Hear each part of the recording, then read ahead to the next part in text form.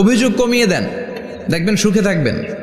এইটা নাই, ওইটা নাই, এইটা পাই নাই, ওইটা পাই নাই, জীবনে এইটা হই নাই রে, ওইটা পাইলাম না রে, এরকম অভিযোগ করে দেদারসে অনেক এরকম লোক আছে না নাই? এরা অসুখী, এরা অসফল।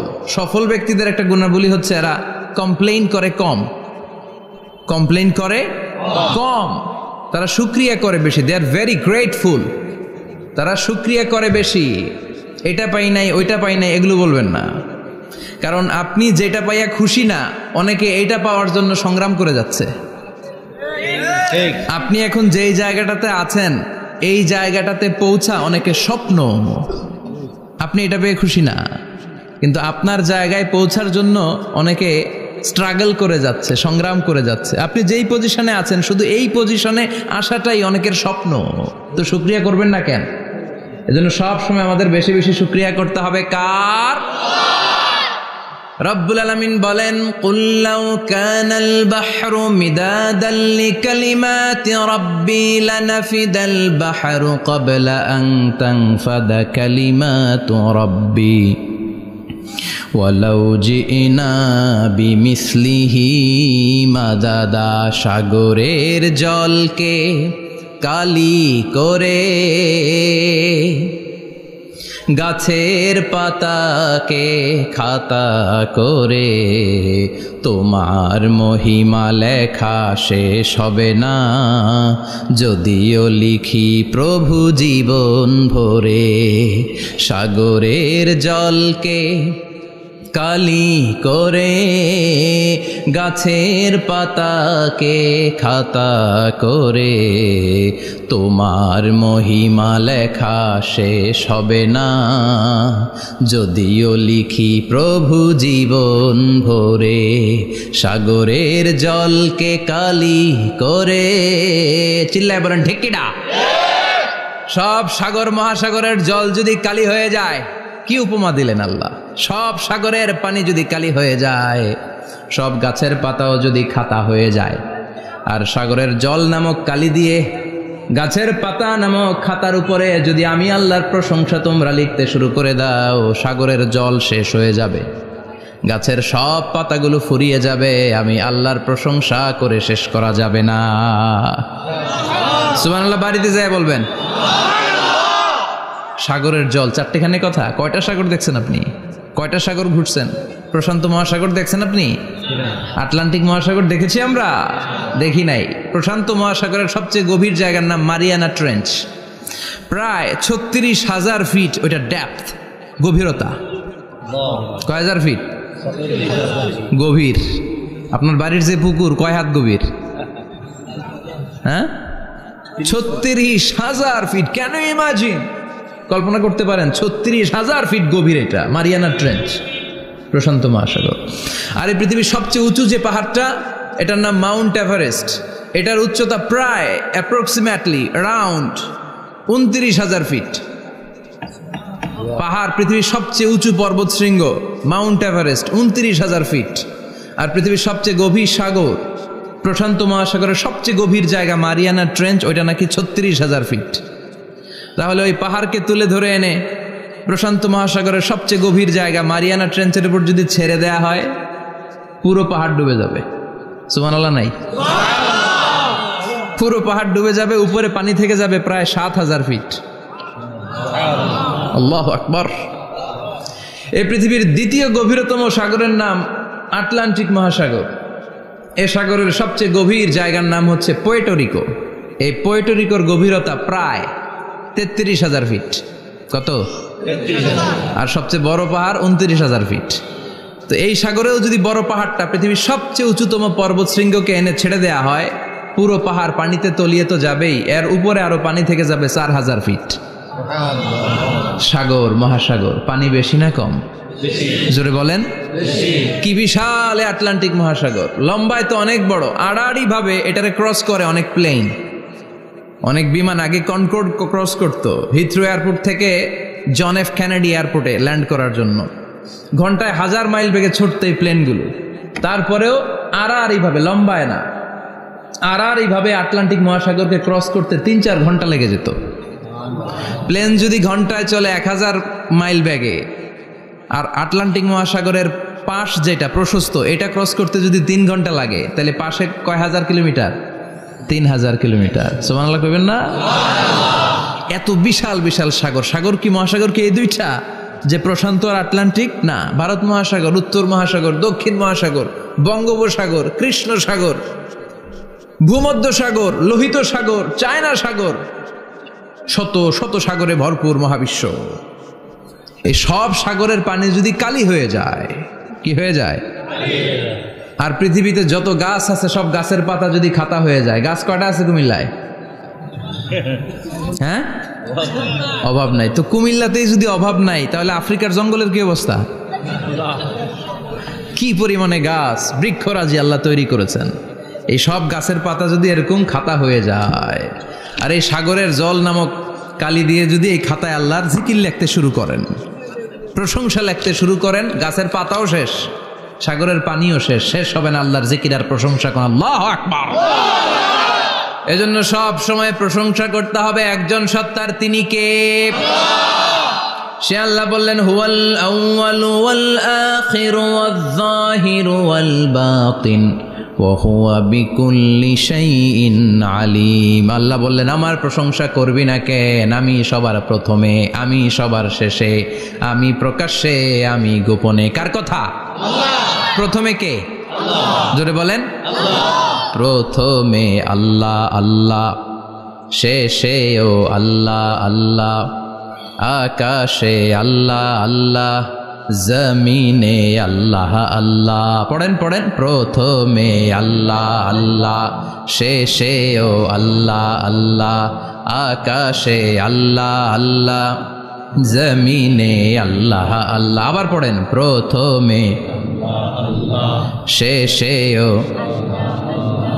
আকাশে আল্লাহ আল্লাহ, জমিনে আল্লাহ আল্লাহ। নিখিল জাহান গাই গুণগান, তার নামে গাই আমরাও গাহি তাআলা, হামদে বারি তাআলা, হামদে বারি তাআলা, হামদে বারি তাআলা। পড়েন আল্লাহু আকবার। তিনি প্রথম, তিনি শেষ, তিনি প্রকাশ্য, তিনি গোপন। এজন্য প্রশংসা চলবে একজনের। চিল্লায় বলেন, কে? আল্লাহ তোমার প্রশংসার জন্য আমরণ আমরা করতে পারি, তৌফিক দাও। জোরে পড়েন আমিন।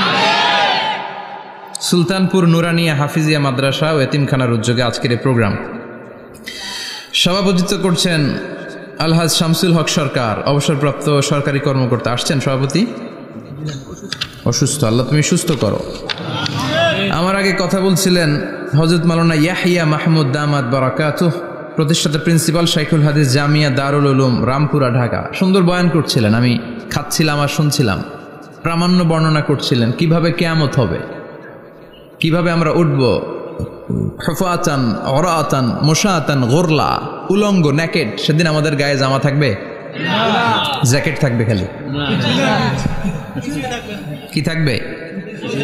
কিছু থাকবে, জামা থাকবে না, পায়ে জুতা থাকবে না, পেটে খাবার থাকবে না, খালি থাকবে চিৎকার। সেদিন থাকবে কি? মনে হয় কথাগুলো প্রতিদিন এগুলো রিমাইন্ডার দিবেন নিজেকে, যে ওই দিনটার মুখোমুখি আমি হতে যাচ্ছি, আমি কি তৈরি করেছি আখিরাতে নাজাতের জন্য। প্রতিদিন ভাবতে হবে যে দাদা চলে গেল, বাবা চলে গেল, আমিও ওই একই পথের যাত্রী। দ্য ডেস্টিনেশন ইজ সেম, গন্তব্য এক, কেউ আগে কেউ পরে। এটাই ওয়াজ, এটাই দামি ওয়াজ। এটা মনে রাখলেই মানুষ আর চুরি করতে পারে না, মিথ্যা বলতে পারে না, ইফটিজিং করতে পারে না, পরকিয়া করতে পারে না, মতের বিরুদ্ধে গেলে তারে রামদা দিয়ে কোপাইতে পারে না। চিল্লা এখন ঠিক কিনা? এটাই হচ্ছে ইসলাম। আখিরাতের স্মরণ, যিকরাদ্দার, চলে যেতে হবে। ছোট্ট আছি, বড় হব। এই যে দাড়ি পাকা মুরব্বীরা যারা আছেন, ওনার মায়ের পেট থেকে তো এরকম সাদা দাড়ি নিয়ে বেরিয়েছিল না? ছোট্ট বাচ্চা হয়ে এসেছিল, ওনারা ওয়া ওয়া করে কেঁদেছে। শৈশব, কৈশোর, যৌবন, প্রৌঢ়ত্ব, বার্ধক্য, বয়সের ভার, চুল আর দাড়ির শুভ্রতা। আগে ছিল সিঙ্গেল, হয়েছে ডবল, এরপর হয়েছে মেয়ের বাপ, এরপরে শ্বশুর, এরপরে নানা। This is the circle of life. এটাই সার্কেল, রাউন্ড, এভাবে ঘুরে আবার চলে যেতে হবে। এই চিন্তাটা যদি মাথায় থাকে, ওই লোক টেন্ডারবাজি করতে পারে? চাঁদাবাজি, ইফটিজিং, মিথ্যা বলতে পারে, যৌতুক খেতে পারে? এজন্য সব সময় give yourself the reminder of আখিরাহ। আখিরাতের রিমাইন্ডার নিজে দেন। অন্যায় হয়ে গেলে, ভুল হয়ে গেলে রিমাইন্ডার দেন যে থাকতে আসি নাই, চলে যাব। কেউ থাকতে পারে নাই, নবীরাও পারে নাই। যে মালাকুল মাউত রুহু কবজ করে, ওই ফেরেশতা থাকতে পারছে? চলে গেছে। আমাদেরকে চলে যেতে হবে। আল্লাহ বুঝার তৌফিক দাও। তো উনি এগুলো নিয়ে দেখলাম কথা বলছিল, চমৎকার বলছিল। এরকম ভালো আলেমদের দাওয়াত দেওয়া উচিত, যারা কিচ্ছা কাহিনী না বলে কনস্ট্রাকটিভ কথা বলে, কিছু শিখে যাওয়া যায়, কিছু জেনে যাওয়া যায়। পুঁজির বোঝাটা হালকা না ভারী করা যায়, ঠিক কি না? আল্লাহ আমাদেরকে তৌফিক দান করুক, উনি যা বললেন আমরা যেন আমল করতে পারি। আরো অনেকে কথা বলেছেন, যারাই বলেছেন নিঃসন্দেহে কোরআন থেকে বলেছেন। আমরা চাই এই কোরআনের কথা ছড়িয়ে পড়ুক শহর, গ্রাম, বন্দর, বিশ্বের আনাচে কানাচে, সব জায়গায়। রাজি আছেন তো? কোরআন দিয়ে দেশ চলুক আমরা চাই না? কোরআন দিয়ে সমাজ চলুক আমরা চাই না? কোরআনের ভেতরে সব সমস্যার সমাধান দিয়েছে কে? আল্লাহ। সমাধান চাও যদি জীবনে মরণে, ফিরে যাও খুঁজে নাও, চোখ রাখো কোরআনে। পড়েন সবাই, সমাধান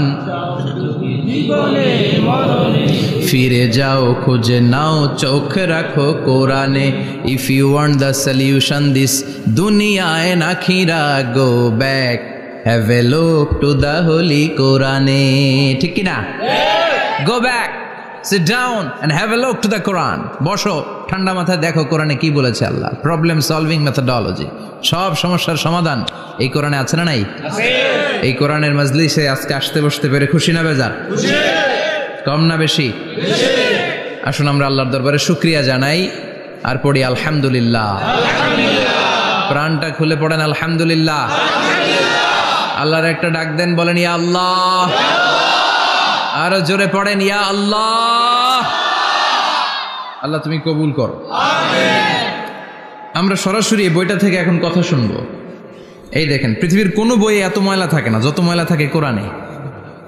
কারণ সমাধান দিবে তো, এজন্য ময়লা টয়লা নিয়ে সব সমাধান করে ফেলবে কোরআন। যত জায়গায় তাফসির করতে যাই ধুলাবালি মিশে থাকে। Quran for not your bookshelf, Quran is for yourself. Quran আপনার বুক সেলফের জন্য না, কোরআন আপনার জন্য। আমরা বুক সেলফে রাখি, তাও নিচের তাকে না, উপরের তাকে, যাতে কেউ নাগাল না পায়। এরকম ডাকাইতে আছে না নাই? কোরআনের সাথে অ্যাটাচমেন্ট বাড়াতে হবে। You have to increase your attachment with the holy Quran. এটা এনলাইটেন করতে এসেছে আপনার জীবনকে, আলোকিত। এই যে আমরা কোরআনের উপর আলোকপাত করি না, এটা এনলাইটেন করে, আলো বিচ্ছুরিত করে, আপনার জীবনকে উজালা করবে। এজন্য কোরআনের সাথে সম্পর্ক বাড়াতে হবে, শুদ্ধভাবে পড়তে জানতে হবে, অর্থ জানতে হবে। আল্লাহ কি বলেছেন জানতে মনে চায় না? আসুন আমরা জানার চেষ্টা করি। আল্লাহ তুমি তৌফিক দাও, পড়েন আমিন। আমি আপনাদের খেদমতে সূরা ইয়াসিন থেকে তেলাওয়াত করছি, টের পাইছেন? ইয়াসিন মুখস্থ আছে কার কার? আর উঠবে না হাত? মাশাআল্লাহ। অর্ধেক মুখস্থ আছে কার দেখি? আচ্ছা, প্রথম 5 আয়াত মুখস্থ আছে কার? আচ্ছা, এই সূরার নাম আজকে প্রথম শুনছেন কে কে? হাত তোলেন। নাম সবাই শুনছে তাই না? আল্লাহ কবুল করো। আরো জোরে পড়েন আমিন। তো সূরাতু ইয়াসিন থেকে আজকে আমরা কথা শুনবো ইনশাআল্লাহ। পড়েন ইনশাআল্লাহ, যতটুকু আমাদের সাধ্যে কুলায়। এটা মাক্কি সূরা। সূরা ইয়াসিনটা কি সূরা? মাক্কি সূরা। বিশ্বনবীর জীবনে 2টা পর্ব, একটা মাক্কি পর্ব, একটা মাদানী পর্ব। একটা হচ্ছে মাক্কি ইনিংস আর একটা মাদানী ইনিংস। ক্রিকেটে ইনিংস থাকে, ফার্স্ট ইনিংস, সেকেন্ড ইনিংস, বুঝতে সুবিধা না? কমন পড়ছে সবার? তো এটা হচ্ছে বিশ্বনবীর মাক্কি ইনিংসের একটা সূরা। মাক্কি ইনিংসের বৈশিষ্ট্য হচ্ছে বিশ্বনবী তাওহীদের দাওয়াত দিয়েছেন, রিসালাতের দাওয়াত দিয়েছেন, আখিরাতের কথা বলেছেন, একটু নরম নরম কথা বলেছেন। কারণ চারদিকে খালি মাইর, চারদিকে কি কোরআনের কথা বললে মাইর আছে না? মার খেতে হয়, বকা শুনতে হয়, ঝুঁকি নিয়ে কথা বলতে হয়। চিল্লা এখন ঠিক কিনা?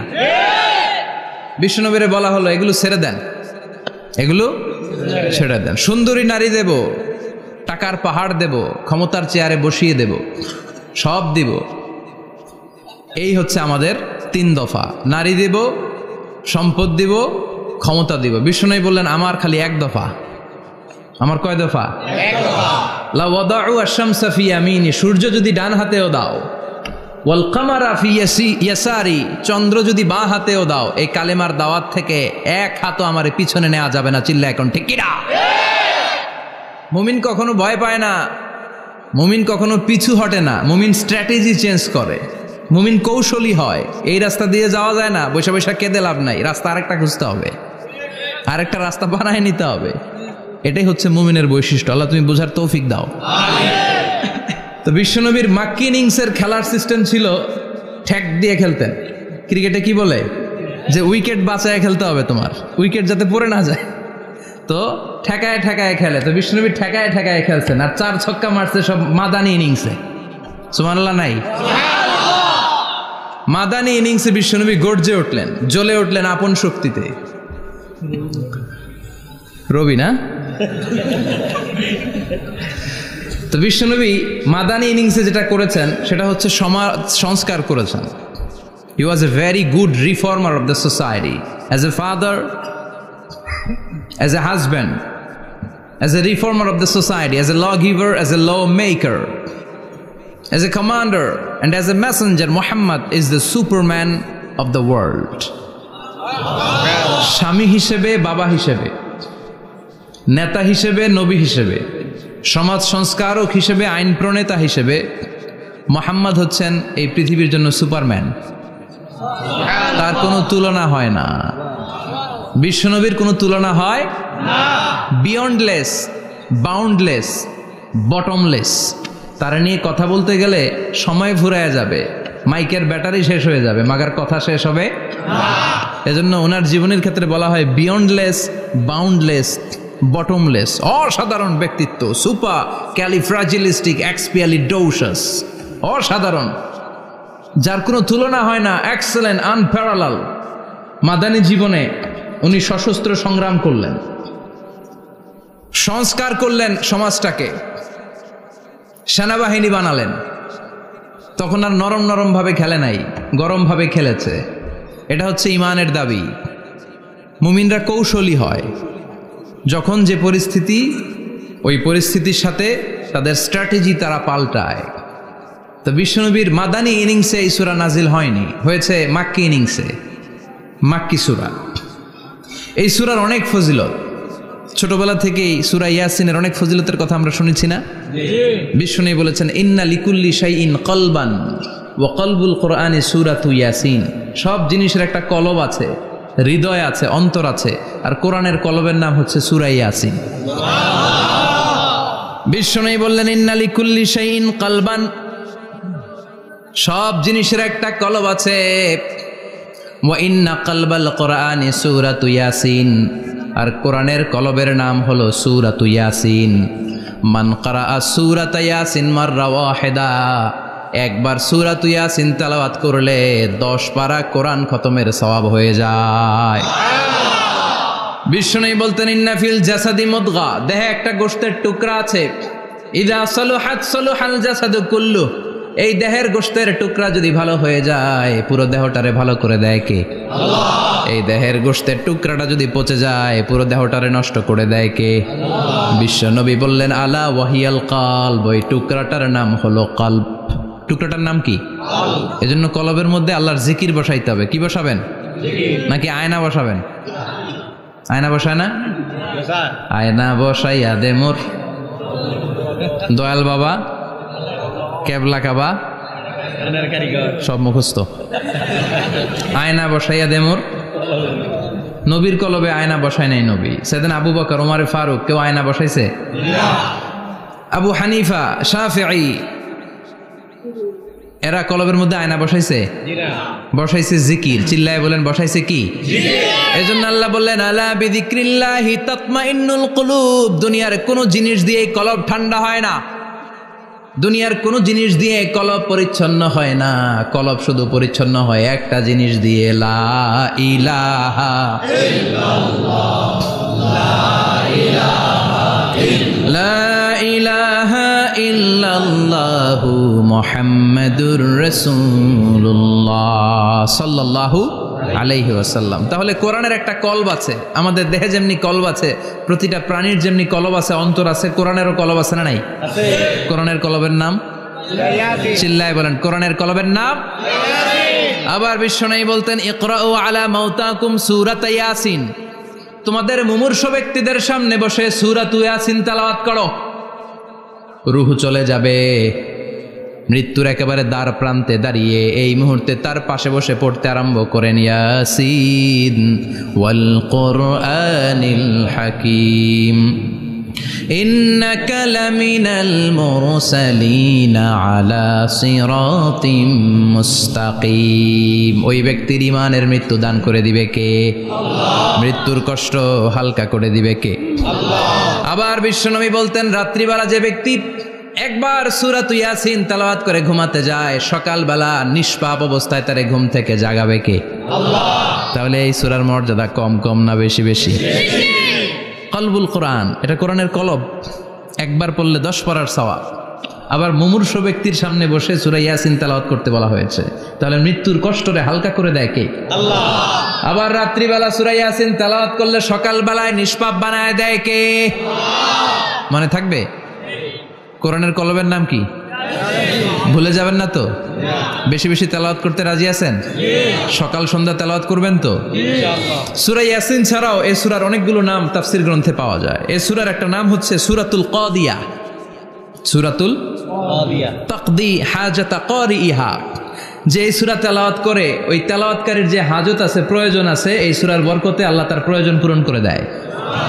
আমাদের জীবনে প্রয়োজন আছে না নাই? কার কাছে চাইবো? বিপদে পড়লে কারে বলবো? আমরা বিপদে পড়লে প্রথমে শেয়ার দেই ফেসবুকে। কোথায় শেয়ার?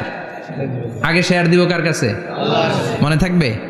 বিপদে পড়লে ফেসবুকে শেয়ার দিব না, বন্ধুরে শেয়ার করব না, বউয়ের কাছেও পরে শেয়ার করব, আগে শেয়ার করব কার কাছে? মনে থাকবে? এজন্য বিশ্বনবী বলতেন এই সূরার নাম সূরাতুল কাদিয়া, মানুষের হাজত পূরণ করে দেয়। এই সূরা তেলাওয়াত করে যদি আপনি আল্লাহর কাছে কোনো বিপদ থেকে পানা চান অথবা কোনো প্রয়োজন নিয়ে দোয়া করেন, সূরার বরকতে প্রয়োজনটা পূর্ণ করে দেয় কে? আল্লাহ। কেউ যেটা পারে না পারে কে? আল্লাহ। কেউ যেটা দেয় না দেয় কে? আল্লাহ। কেউ যেটা শোনে না শোনে কে? আল্লাহ। তাহলে পেলাম সূরাতুল কাদিয়া। আরেকটা নাম আছে সূরার, সেটা হচ্ছে সূরাতুল আযীমা, সুমহান সূরা। কি সূরা? সুমহান, আযীমা। এই আযীম আর আযীমা এই শব্দ দুইটা অনেক দামি, আল্লাহ যে কোনো জায়গায় ব্যবহার করেন নাই। বিশ্বনবীর চরিত্রের উপমা দিতে যে আল্লাহ আযীম শব্দ বলেছেন, তাই না? রব্বুল আলামিন বলেন ওয়া ইন্নাকা লাআলা খুলুকিন আযীম। ও নবী, সাধারণ কোন চরিত্র আপনারে আমি দেই নাই, আপনারে আমি দিয়েছি আযীম একটা চরিত্র, খুলুকুন আযীম।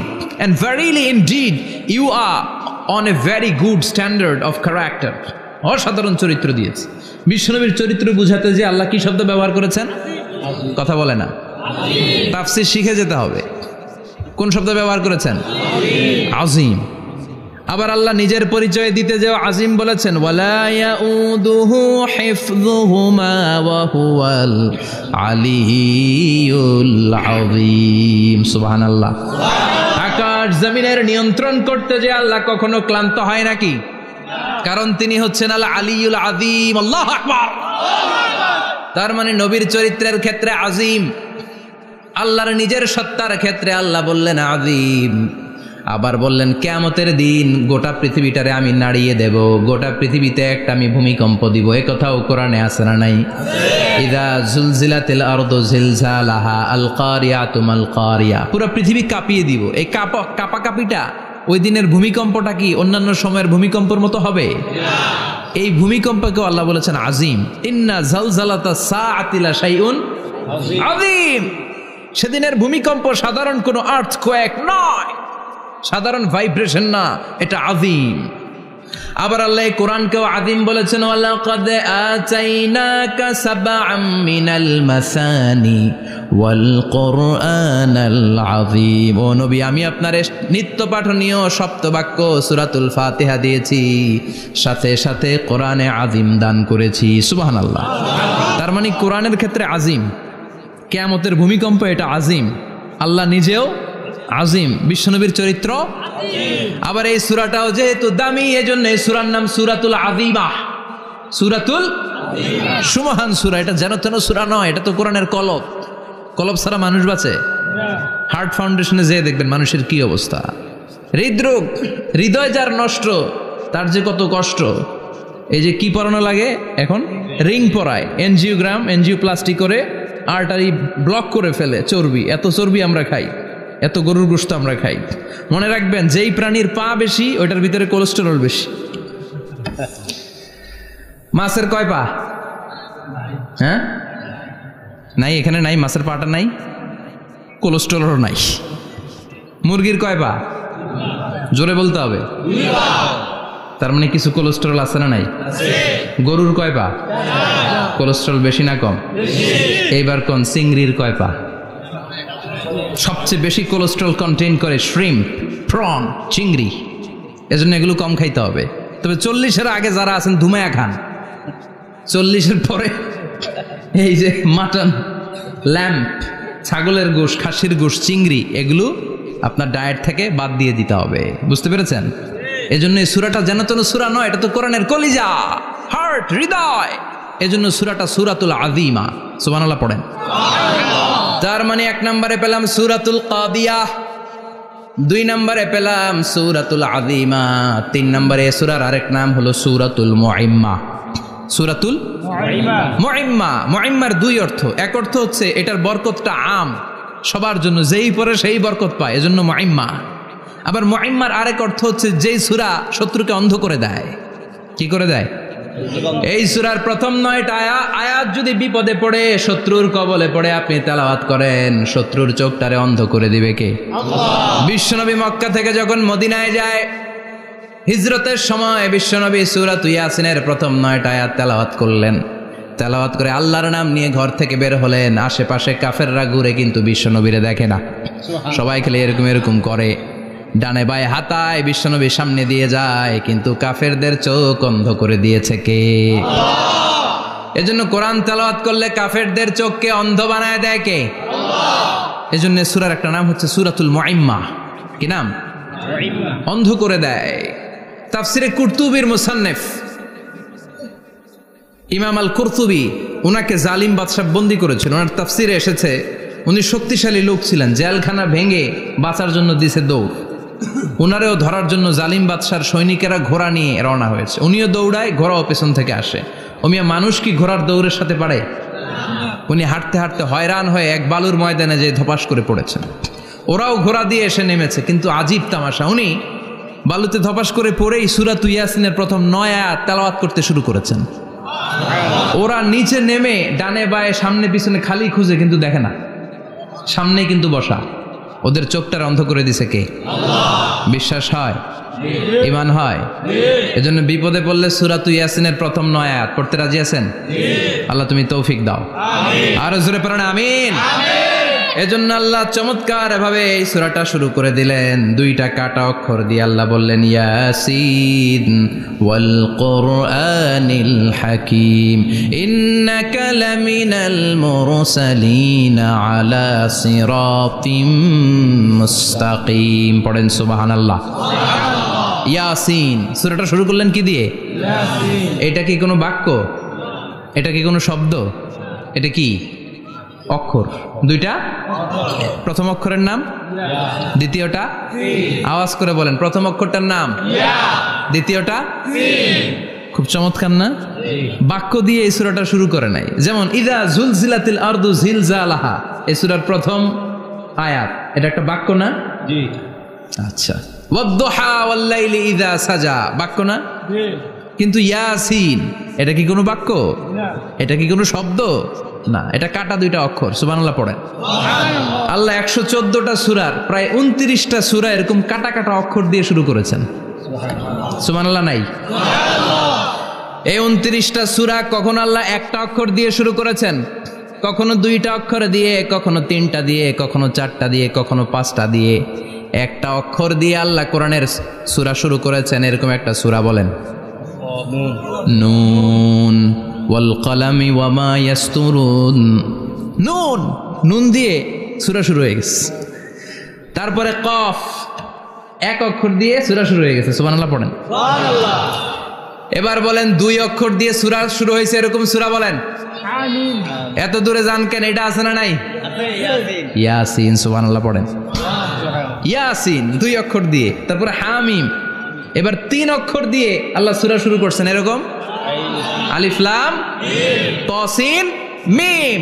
আল্লাহু আকবার। আবার 4টা অক্ষর দিয়ে সূরা শুরু হয়েছে এরকম আছে না নাই? আবেশাব কোন? আলিফ লাম মিম র, আলিফ লাম মিম সদ আছে না নাই? আবার 5টা কাটা অক্ষর দিয়ে সূরা শুরু হয়েছে এরকম সূরাও আছে না নাই? সূরা মারিয়ামের শুরুতে কি আছে?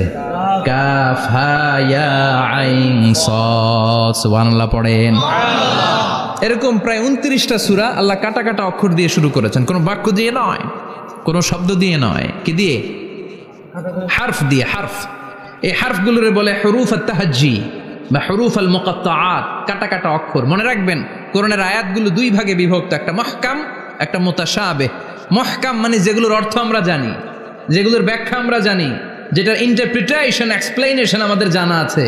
আর মুতাশাবিহ আমরা অর্থ জানি না, আমরা ব্যাখ্যা জানি না, এটা দিয়ে আসলে কি বুঝাইছে আমরা কেউ জানে না। জানে একজন, চিল্লায় বলেন তিনি কে? আল্লাহ বললেন ওয়া ইন কুনতুম ফি রাইবিম মিম্মা নাযালনা আলা আবদিনা ফাআতু বিসূরাতিন মিন মিসলিহি ওয়াদউ শুহাদাআকুম মিন দুনিল্লাহি ইন কুনতুম সাদিকিন। আল্লাহ বললেন ও জাহেলি যুগের লোকেরা, শোনো শোনো, এত আরবি কবিতা বানাতে পারো, এত গল্প লিখতে পারো, আরবিতে এত নোবেল বানাতে পারো, উপন্যাস বানাতে পারো, আর্টিকেল লিখতে পারো, আমার নবীর উপর যে কোরআন আমি নাজিল করেছি এই কোরআনের ব্যাপারে অন্তরে যদি কোনো সন্দেহ থাকে, বাপের বেটা হলে পারলে কোরআনের মতো একটা সূরা বানিয়ে নিয়ে আসো। পারছে? কিয়ামত পর্যন্ত কেউ পারবে? বিশ্বনবী যেই জামানাতে এসেছিলেন ওই জামানায় আরবি ভাষা সাহিত্যের উৎকর্ষতা সাধিত হয়েছিল। আরবি ভাষার এতটা উৎকর্ষ পৃথিবী কখনো দেখে নাই। কবিতা, গদ্য, পদ্য, গল্প, উপন্যাস, রচনা, প্রবন্ধ, আর্টিকেলের শয়লাভ। এই ভাষা সাহিত্যিকদের চোখে আঙ্গুল দিয়ে আল্লাহ বুঝাতে চাইলেন এত অর্থ করতে পারো, এত ব্যাখ্যা জানো, এত বড় বড় বুলিয়া ওড়াও, এত কিছু তুমি জানো, তাহলে বলো ইয়াসিন অর্থ কি? সুবহানাল্লাহ কইবেন না? তাইলে বল নুন অর্থ কি? কফ মানে কি? আলিফ লাম রা মানে কি? ফাবুহিতাল্লাযী কাফার। কেউ জানে না, কেউ উত্তর দিতে পারে না। কোন সুবহানাল্লাহ। এটা কোরআনের মুজিজা, এটার অর্থ কেউ জানে না। আর এগুলোর অর্থ নিয়ে খোঁচাখুচি করাও ঠিক না। তবে মুফাসসিরিনে ইকরাম এগুলোর কিছু অর্থ সম্ভাব্য বলার চেষ্টা করেছেন। যেমন ইয়াসিনের অর্থ ইবনে আব্বাস বলেছেন এর অর্থ হতে পারে ইয়া ইনসান, হে মানুষ। সুবহানাল্লাহ পড়েন। কেউ কেউ বলেছে এটার অর্থ হতে পারে ইয়া সাইয়্যিদ আল মুরসালিন। কেউ কেউ বলেছেন ইয়াসিন হতে পারে ইসমুল্লাহ, আল্লাহর নাম। কেউ বলেছেন এটা হতে পারে ইসমুন লিন নবী, বিশ্ব নবীর নাম। আবার কেউ কেউ বলেছেন ইয়াসিন হতে পারে এই কোরআনে কারিমের একটা নাম। কোন সুবহানাল্লাহ।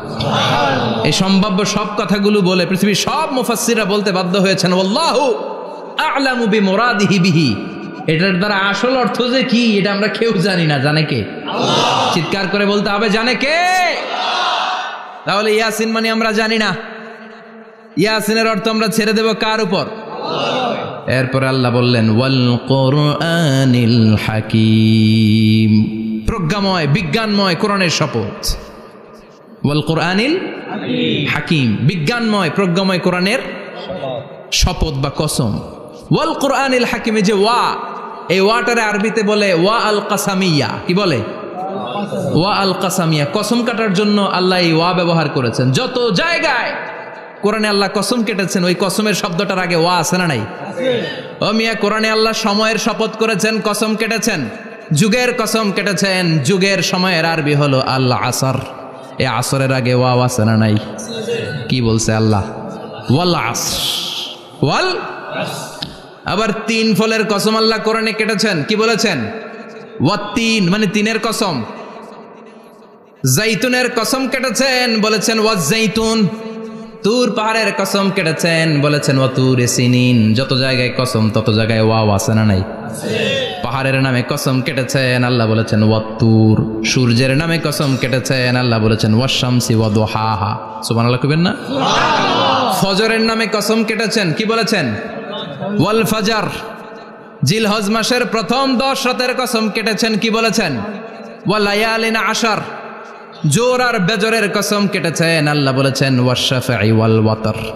সূরা ইয়াসিনে কাটা কাটা 2টা অক্ষরের পরে রব্বুল আলামিন কোরআনের কসম কেটেছেন, এজন্য আল্লাহ বলেছেন ইয়াসিন ওয়াল কুরআনিল হাকীম। ইয়াসিন ওয়াল কুরআনিল হাকীম, প্রজ্ঞাময় বিজ্ঞানময় কোরআনের শপথ। কোরআনের মধ্যে বিজ্ঞান আছে না নাই? বেশি না কম? বিশ্বাস হয় না? নাস্তিক কথা বিশ্বাস হয়? নাস্তিকরা বলে কোরআনের মধ্যে বিজ্ঞান নাই, কোরআনের মধ্যে সায়েন্স নাই, কোরআনের ভেতরে টেকনোলজি নাই। কিন্তু কোরআন বলে এমন কিছু নাই, মানুষের প্রয়োজনীয় এমন কিছু নাই যেটা আমার ভিতরে নাই। আল্লাহু আকবার। আল্লাহ বললেন মা ফাররাতনা ফিল কিতাবি মিন শাই, কিতাবের মধ্যে আমি কিছু বাদ রেখে দেই নাই। ইতিহাসের কথা বলেছি, পাতালপুরীর কথা বলেছি, ঊর্ধ্ব জগতের কথা বলেছি, মহাকাশের কথা বলেছি, cosmology, astrology, geology, zoology, botany, human anatomy, embryology, সব কিছুর কথা কোরআনের মধ্যে দিয়েছে কে? কোরআনের ভেতরে মানুষের কথা আছে না নাই? কোরআনের মধ্যে গাভীর কথা আছে না নাই? গাভীর কথাও আছে। কই আছে? হ্যাঁ, সূরাতুল গাভীর সূরা। সুবহানাল্লাহ কইবেন না? মানুষের কথা আছে সূরাতুল ইনসান, জিনদের কথা আছে সূরাতুল জিন, মাকড়সার কথা আছে সূরাতুল আনকাবুত, মৌমাছির কথা আছে সূরাতুন নাহাল। মৌমাছির কথা বলেছেন, দুধের কথা বলেছেন, প্রাণীর কথা বলেছেন, খাদ্যের কথা বলেছেন, মানুষের দেহ বৈশিষ্ট্যের কথাও বলেছেন। চিৎকার করে পড়েন আল্লাহু আকবার। আল্লাহ বললেন ওয়া আওহা রাব্বুকা ইলান নাহলি আনিত্তাখিযি মিনাল জিবালি বুয়ুতাও ওয়া মিনাশ শাজারি ওয়া মিম্মা ইয়ারিশুন। সুবহানাল্লাহ পড়েন। ওয়া আওহা রাব্বুকা ইলান নাহল, আল্লাহ মৌমাছির কাছে সিক্রেট মেসেজ পাঠিয়েছেন। সুবহানাল্লাহ পড়েন। ওহীকে আরবিতে বলে সিক্রেট মেসেজ। সায়েন্টিফিক আলোচনা শুরু হইতেছে, মনোযোগ আছে না গেছে? জিমানি ধরছে? হ্যাঁ, মনোযোগ আছে না গেছে? তাকবীর দেওয়া যাবে? জোরে না আসতে? শুরুতে বিবাহিতরা দেন, এরপরে অবিবাহিতরা দেন, এরপরে সবাই মিলে দেন। বিবাহিত কারা কারা দেখি?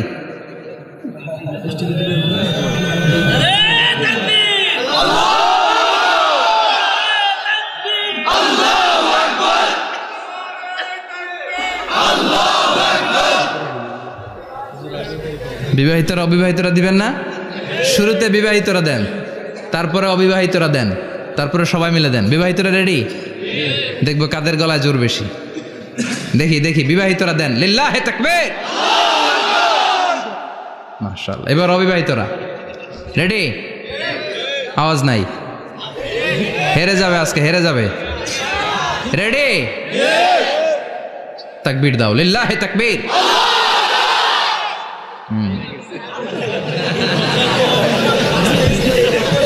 ইয়াংদের পারফরমেন্স আলাদা, আওয়াজ বেশি। এবার সবাই মিলে 3টা লিল্লাহি তাকবীর, লিল্লাহি তাকবীর, লিল্লাহি তাকবীর। আল্লাহ মৌমাছিকে ওহী করেছেন। কি করেছে দেখেন। ওয়াল কুরআনিল হাকিম, আল্লাহ যে বললেন শেষ হবে না এই কথা। ওয়াল কুরআনিল হাকিম, বিজ্ঞানময় কোরআনের শপথ, প্রজ্ঞাময় কোরআনের শপথ। বিশ্বনবী বলেন লা তুহসা আজাইবুহু, কোরআনের আশ্চর্যান্বিতার কোনো শেষ নাই। ওয়ালা তাবলা গারাইবুহু, কোরআন কোনোদিন কারো কাছে পুরাতন মনে হয় না। ফিহি মাসাবিহুল হুদা, কোরআনের মধ্যে আছে হেদায়েতের মশাল। ওয়া মানারুল হিকমা, কোরআন হলো বিজ্ঞানের সুউচ্চ মিনার। লা তুহসা আজাইবুহু, কোরআনের আশ্চর্যান্বিতার শেষ নাই। যতই পড়বেন আপনি আশ্চর্য হয়ে যাবেন, যতই স্টাডি করবেন, যতই অধ্যয়ন করবেন, আপনার চোখকে খুলে দিবে কে? আল্লাহ। ওয়ালা তাবলা গরাইবহু, কোরআন কখনো পুরাতন হয় না। পুরান হয় নাকি? যার বয়স 50 বছর ধরে নামাজি মানুষ, প্রতি নামাজের প্রত্যেক রাকাতে কোন সূরা পড়া লাগে? তো 50 বছর যদি কেউ নামাজি হয়, তাহলে কত লক্ষবার উনি সূরা ফাতিহা পড়ছে উনি নিজে জানে? তারপরেও কোনোদিন কি মনে হয়েছে সূরা ফাতিহাটা একটু পুরান পুরান লাগে? আজকে কুল হল্লা দিয়ে শুরু করুন, কথা বলেন। পুরান লাগছে কোনোদিন? এত পড়ছি এটা, আজকে আর এটা না, আজকে আর একটা, এরকম মনে হয়? ওয়ালা তাবলা গরাইবহু, পুরান লাগে না। প্রতিদিন নতুন, প্রতিনিয়তই নতুন, অলওয়েজ নিউ, সব সময় নতুন। এজন্য বিশ্বনবী বললেন লা তুহসা আজাইবুহু, কোরআনের আশ্চর্যান্বিতার শেষ নাই। ওয়ালা তাবলা গরাইবুহু, কোরআন কখনো পুরাতন হয় না। ফিহি মাসাবিহুল হুদা, কোরআনের মধ্যে আছে হেদায়েতের মশাল। ওয়া মানারুল হিকমা, কোরআন হলো বিজ্ঞানের সুউচ্চ মিনার। সুবহানাল্লাহ। আল্লাহ বললেন ওয়া আওহা রাব্বুকা ইলান নাহাল, আমি মৌমাছির কাছে মেসেজ দিলাম, সিক্রেট মেসেজ। আনিত্তাখিযি মিনাল জিবালি বুয়ুতা, তোমরা পাহাড়ের মধ্যে তোমাদের বাড়ি বানাও, মৌচাক বানাও। অমিনা সাজার, গাছের মগ ডালে, বড় বড় ডালে তোমরা বাসা বানাও। ওয়ামিম্মা ইয়ারিশুন, উঁচু উঁচু জায়গায় মৌচাক বানাও, যাতে করে গ্রামের ছোট্ট ছেলেরা ঢিল মারতে না পারে। কোন সুবহানাল্লাহ। মৌমাছির আল্লাহ শিখাই দিছে। নিচু জায়গায় কোনোদিন মৌমাছির বাসা দেখবেন? নিচু জায়গায় সহজে নাগাল পাওয়া যায়, ধরা যায়। কথা কন। ডাল বে মগ ডালে ওঠা লাগে মধু খাইতে চাইলে। চিল্লায় বলেন ঠিক কিনা? আল্লাহ সিক্রেট মেসেজ দিলেন আর বললেন আনিত্তাখিযি। আলেম যারা আছেন বলেন তো, ইত্তাখিযি এটা কি মুজাক্কারের সিগা না মুয়ান্নাসের সিগা? কথা কইতে হবে। কেউ নাই এটার উত্তর দেওয়ার মতো? মুয়ান্নাস, মাশাআল্লাহ। এটা স্ত্রীবাচক শব্দ। আল্লাহ মৌমাছিকে যে মেসেজ করছে পুরুষ মৌমাছিরে কয় নাই, এটা নারী মৌমাছিরে কইছে। চিল্লা এখন সুবহানাল্লাহ। এখন গবেষণা করে দেখা গিয়েছে, কার্ল ভন ফ্রিচ একজন অস্ট্রিয়ান বিজ্ঞানী, উনি এটা নিয়ে গবেষণা করে 73 সালে 1973-তে নোবেল পেয়ে গেছে। এই আয়াতের উপর গবেষণা করে আল্লাহ কেমন করে সিক্রেট মেসেজ দিয়েছেন, কেমন করে মৌমাছি মৌচাকের বাসা বাঁধে, কেমন করে মধু আহরিত হয়, এটার উপর গবেষণা করে উনি একটা বই লিখেছেন, দ্য ডান্সিং বিজ। নেচে যাওয়া মৌমাছিগুলো, নাচতে নাচতে যেতে থাকা মৌমাছিগুলোর উপর একটা বই লিখে, দ্য ডান্সিং বিজ লিখে উনি নোবেল প্রাইজ পেয়েছেন এই মধুর উপরে। চিল্লায় পড়েন আল্লাহু আকবার। এখন কোরআনের আয়াত থেকে বোঝা গেল আনিত্তাখিযি মিনাল জিবালি বুয়ুতা, আল্লাহ নারী মৌমাছিকে বলেছেন মৌচাক বানাও, তোমাদের মধু রাখার জন্য বাসা বানাও। কার্ল ভন ফ্রিচ গবেষণা করে পেয়েছে মৌচাকের বাসা বানানো হয়, মধু আহরণ করা হয়। যেই মৌমাছিটা নেতৃত্ব দেয় এটা পুরুষ মৌমাছি নয়, এটা হলো মহিলা মৌমাছি। কোন সুবহানাল্লাহ। পুরো মৌচাকের মধ্যে মধু আহরণ, মধু নেওয়া, পুরো প্রসিডিউরটা সারার জন্য কোনো পুরুষ মৌমাছি লিডিং দেয় না, লিডিং দেয় একটা নারী মৌমাছি, স্ত্রী মৌমাছি। এজন্য ইত্তাখিয, ম্যাসকুলিন জেন্ডার ইউজ না করে আল্লাহ বলেছেন ইত্তাখিযি।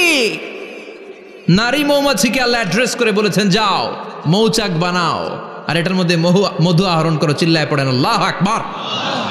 আল্লাহ বললেন ইত্তাখিযি মিনাল জিবালি বুয়ুতা, পাহাড়ের মধ্যে ঘর বানাও। মিনাস সাজার, গাছের বড় ডালের মধ্যে ঘর বানাও। ওয়া মিম্মা ইয়ারিশুন, উঁচু উঁচু জায়গায় ঘর বানাও।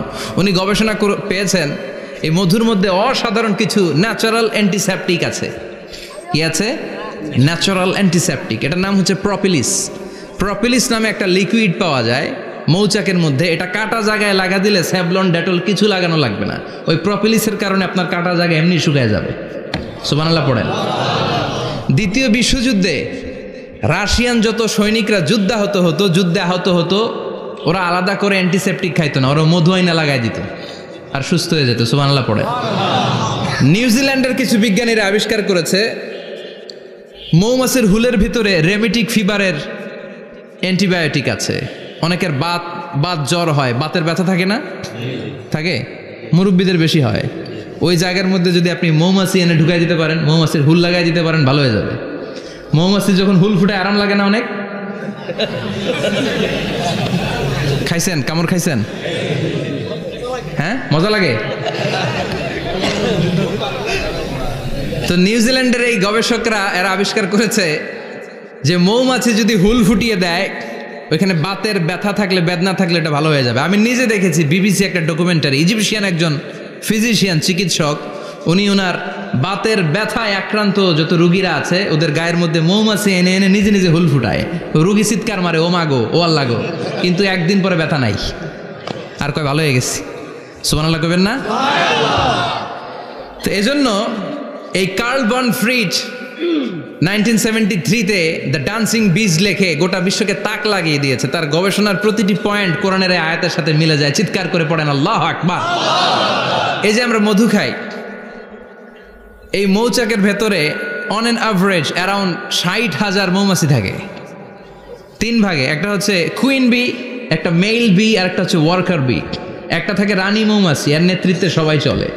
আর একটা থাকে মেল বি, পুরুষ মৌমাছি, বংশ বাড়ানোর জন্য এদের কাজে লাগে। আর সব হচ্ছে ওয়ার্কার বি, সবাই কাজ করে। আল্লাহ বললেন সুম্মা কুলি মিন কুল্লি সামারাত ফাসলুকি সুবুলা রাব্বিকি যুলুলা। আল্লাহ সিক্রেট মেসেজ দিয়ে বললেন গাছের উপরে বাসাবাদ, পাহাড়ের উপরে মৌচাকের বাসাবাদ, উঁচু উঁচু জায়গায় তোমরা তোমাদের বাসা বাঁধো। সুম্মা কুলি মিন কুল্লি সামারাত, এরপর এলাকার যত মিষ্টি মিষ্টি ফুল আছে, ফল আছে, ওখান থেকে রস নিয়ে আসো। সুবহানাল্লাহ। পুষ্পরস সংগ্রহ করে মধুগুলো, এটার বলে sweet nectar. They collect the sweet nectar from the flowers. এবং মধুর মধ্যে এত চমৎকার জিনিস থাকার কারণ হচ্ছে মৌমাছিগুলো ওই এলাকার সব ধরনের ফুল, ভালো ভালো সুগন্ধযুক্ত ফুল ফল থেকে রস নিয়ে আসে। তো ওই গাছগুলোর মধ্যে বনাজি গাছ আছে না নাই? ঔষধি গাছ আছে না নাই? এজন্য মধুরে বলা হয় সব রোগের ঔষধ। যত বনাজি ঔষধি গাছের নির্যাস আর পুষ্পরস আছে সব আল্লাহ মধুর ভিতরে ঢুকায়া মধুকে আল্লাহ ন্যাচারাল ভ্যাকসিন বানিয়ে দিয়েছেন। চিল্লায়ে পড়েন আল্লাহু আকবার। আল্লাহ বললেন সুম্মা কুলি মিন কুল্লি সামারাত, সব ফল আর ফুল থেকেই নেকটার পুষ্পরস নিয়ে আসো। ফাসলুকি সুবুলা রাব্বিকি যুলুলা, যেমন যেমন গিয়েছিলা পথ চিনায় আবার ফিরে আসো। ইয়াখরুজু মিন বুতুনিহা শারাব, এরপর তাদের পেট থেকে বের হয় শারাব। মুখতালিফুন আলওয়ানু, এক একটা মধুর কালার হয়ে যায় এক এক রকম। কোন সুবহানাল্লাহ। সরষে ফুলের মধু একটু সাদা সাদা হয় না? আমি হচ্ছি মধু খাওয়ার পোক। আমি দেশে বিদেশে যেখানে গিয়েছি ফ্রেশ হানি আমি অনেক খুঁজেছি। ইয়ামানি একটা মধু পাওয়া যায়, ইয়ামানের সাওয়াহিলি এলাকায়, পাহাড়ি এলাকায়, একেবারে কুচকুচে কালো। আবার অনেক মধু আছে কিছুটা খয়েরি এবং হলুদ বর্ণের, কিন্তু সরষে ফুলের যে মধুটা এটা অনেকটা সাদা। এই পুষ্পরস নিয়ে মৌমাছিগুলো মৌচাকের মধ্যে ঢেলে দেয় না, এগুলো খেয়ে ফেলে। প্রত্যেকটা মৌমাছির পেটের ভেতরে আল্লাহ 2টা করে স্টোমাক দিয়েছে, পাকস্থলী। সুবহানাল্লাহ পড়েন। এটাই Karl von Frisch the dancing bees বইয়ের মধ্যে লিখেছে গবেষণায়, যে 2টা পাকস্থলী।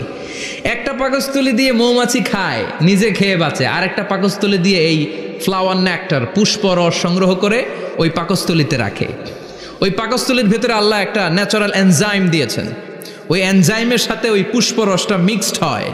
তারপরে আরেকটা টিউব আছে, ওই টিউব দিয়ে মৌমাছি যে সে বাসার মধ্যে মৌমাছি যে সেখানে সাপ্লাই করে দিয়ে আসে, মধু ঢুকিয়ে দিয়ে আসে। চিল্লায় পড়েন সুবহানাল্লাহ।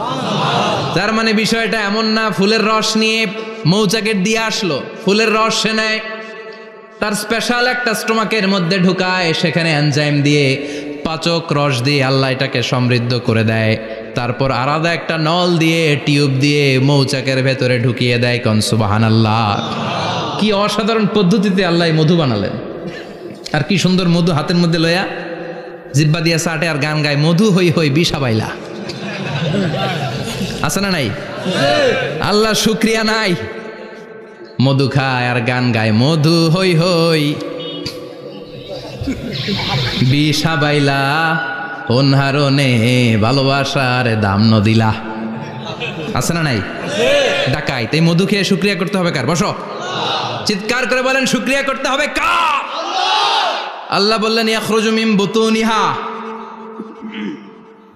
এটা মধু সরাসরি চলে আসে না, ওর পেট থেকে বের হয়। মুখতালিফুন আলওয়ানুহু, বিভিন্ন রঙের মধু আছে না নাই? ব্ল্যাক কালারের মধু হয়, হোয়াইট হানি হয়, অর্গানিক হানি হয়, ক্রিমড হানি হয়। কত ধরনের মধু যে আল্লাহ পৃথিবীতে রেখেছে তার ইয়ত্তা নাই। এরপর আল্লাহ বললেন ফিহি শিফাউন লিন্নাস, মধুর ভেতরে শিফা দিয়েছে কে? আল্লাহ। এজন্য বিশ্বনবীর খাদ্য তালিকার মধ্যে মধু আছে না নাই? বিশ্বনবী সুগন্ধযুক্ত ওলা মধু খেতেন, দুর্গন্ধযুক্ত ওলা কোনো মধু মুখে নিতেন না। সুবহানাল্লাহ। বিশ্বনবীর জামানায় মাগাফির নামে একটা মধু ছিল, দুর্গন্ধযুক্ত, এটা কখনো বিশ্বনবী মুখে নিতে চাইতেন না। সুগন্ধযুক্ত মধু সবসময় বিশ্বনবী খেতেন। বিশ্বনবীর স্ত্রীরা এই সুগন্ধিযুক্ত মধু বোতলের মধ্যে প্রিজার্ভ করে রাখতেন বিশ্বনবীকে দেওয়ার জন্য। বিশ্বনবী প্রাণ ভরে এগুলো পান করতেন, সুবহানাল্লাহ। বিশ্বনবী যে সমস্ত খাদ্যগুলো পছন্দ করতেন হাদিসে এসেছে, বিশ্বনবী রুটি খেতেন, খেজুর খেতেন, খেজুর, খেজুর চিনেন, বালাহ, তামার, দুধ খেতেন, এই মধু খেতেন, জব খেতেন, বার্লি খেতেন, লাউ খেতেন, রুম্মান, ডালিম ফল, আনার ফল, আনার চিনেন, আনার, এই আনার খেতে পছন্দ করতেন বিশ্বনবী। মাশরুম খেতেন, মাশরুম, মাশরুম চিনেন, ব্যাঙের ছাতার মতো। রেস্টুরেন্টে ইদানিং মাশরুমের স্যুপ পাওয়া যায়, এটা খাবেন। যাদের চোখের জ্যোতিতে সমস্যা, দৃষ্টিতে সমস্যা, খাবেন। হাদিসে এসেছে আল কামআতু মিনাল মান ওয়া মাউহা শিফাউন লিল আইন। মাশরুম হলো মান্না সালোয়ার মতো খাবার। মাশরুমের স্যুপ যারা খাবে, চোখের জ্যোতি যাদের কম, তাদের চোখের জ্যোতি বাড়িয়ে দিবে কে? বুখারীর বর্ণনা, কানা রাসূলুল্লাহ ইউহিব্বুল হালাওয়া ওয়াল আসাল। বিশ্বনবী মিষ্টান্ন খেতে বড্ড পছন্দ করতেন, আবার বিশ্বনবী বেশি বেশি মধু খেতে পছন্দ করতেন, সুবহানাল্লাহ। কোরআনে দুইটা জিনিসের ক্ষেত্রে আল্লাহ শিফা যোগ করেছেন, যে দুইটা জিনিসের সাথে সম্পৃক্ত হলে শিফা। এক হচ্ছে কোরআন পড়লে শিফা, অনুনাজ্জিলু মিনাল কোরআনি মা হুয়া শিফা। আবার কোরআনে এই আয়াতের ক্ষেত্রে বলা হয়েছে শিফা ফিহি শিফাউন লিন্নাস।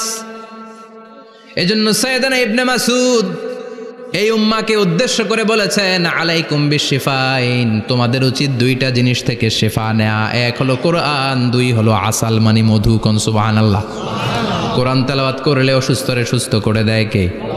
সূরা ফাতিহা তেলাওয়াত করলে অসুস্থকে সুস্থ বানিয়ে দেয় কে? আবার মধু খেলে সুস্থ বানিয়ে দেয় কে? মধু খেয়ে প্রশংসা করবেন কার? নাকি মধু হই হই বিষাবাইলা বলবেন এগুলো কখনো? খাঁটি মধু খেতে হবে। খাঁটি মধু চিনার উপায় হচ্ছে, এটাতে পিঁপড়া জমে না, এটা ফ্রিজে রাখলে জমাট বাঁধে না, এটাতে দুর্গন্ধ হয় না। এক গ্লাস পানির মধ্যে এক ড্রপ মধু ছেড়ে দিলে এটা পানির সাথে না মিশে একেবারে নিচে চলে যায়। খাঁটি মধু খেতে হবে। তাহলে ফিহি শিফাউন লিন্নাস। কত কিছু দিয়ে যে আল্লাহ এটাকে সমৃদ্ধ করেছেন। এটার মধ্যে গ্লুকোজ আছে, এটার মধ্যে সুক্রোজ আছে, ফ্রুক্টোজ আছে, প্রোটিন আছে, মিনারেলস আছে, ক্যালসিয়াম আছে, ভিটামিন আছে। খাইলেই শরীর গরম হয়ে যায়, সুবহানাল্লাহ। এজন্য শীতকালে বেশি বেশি খাবেন, জাম্পাল লাগবে না। শীতকালে মধু খেয়ে রাত্রেবেলায় বের হবেন, আর মাফলার পেঁচিয়ে বেরোয়া লাগবে না, সুবহানাল্লাহ পড়েন। তার মানে আল্লাহ বললেন ইয়াসিন ওয়াল কোরআনিল হাকিম, প্রজ্ঞাময়, বিজ্ঞানময় কোরআনের কসম। কোরআনের ভেতরে বিজ্ঞান আছে না নাই?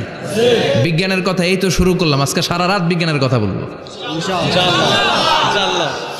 থাকবেন কতক্ষণ? হ্যাঁ, স্লোগান দেন লিল্লাহি তাকবীর।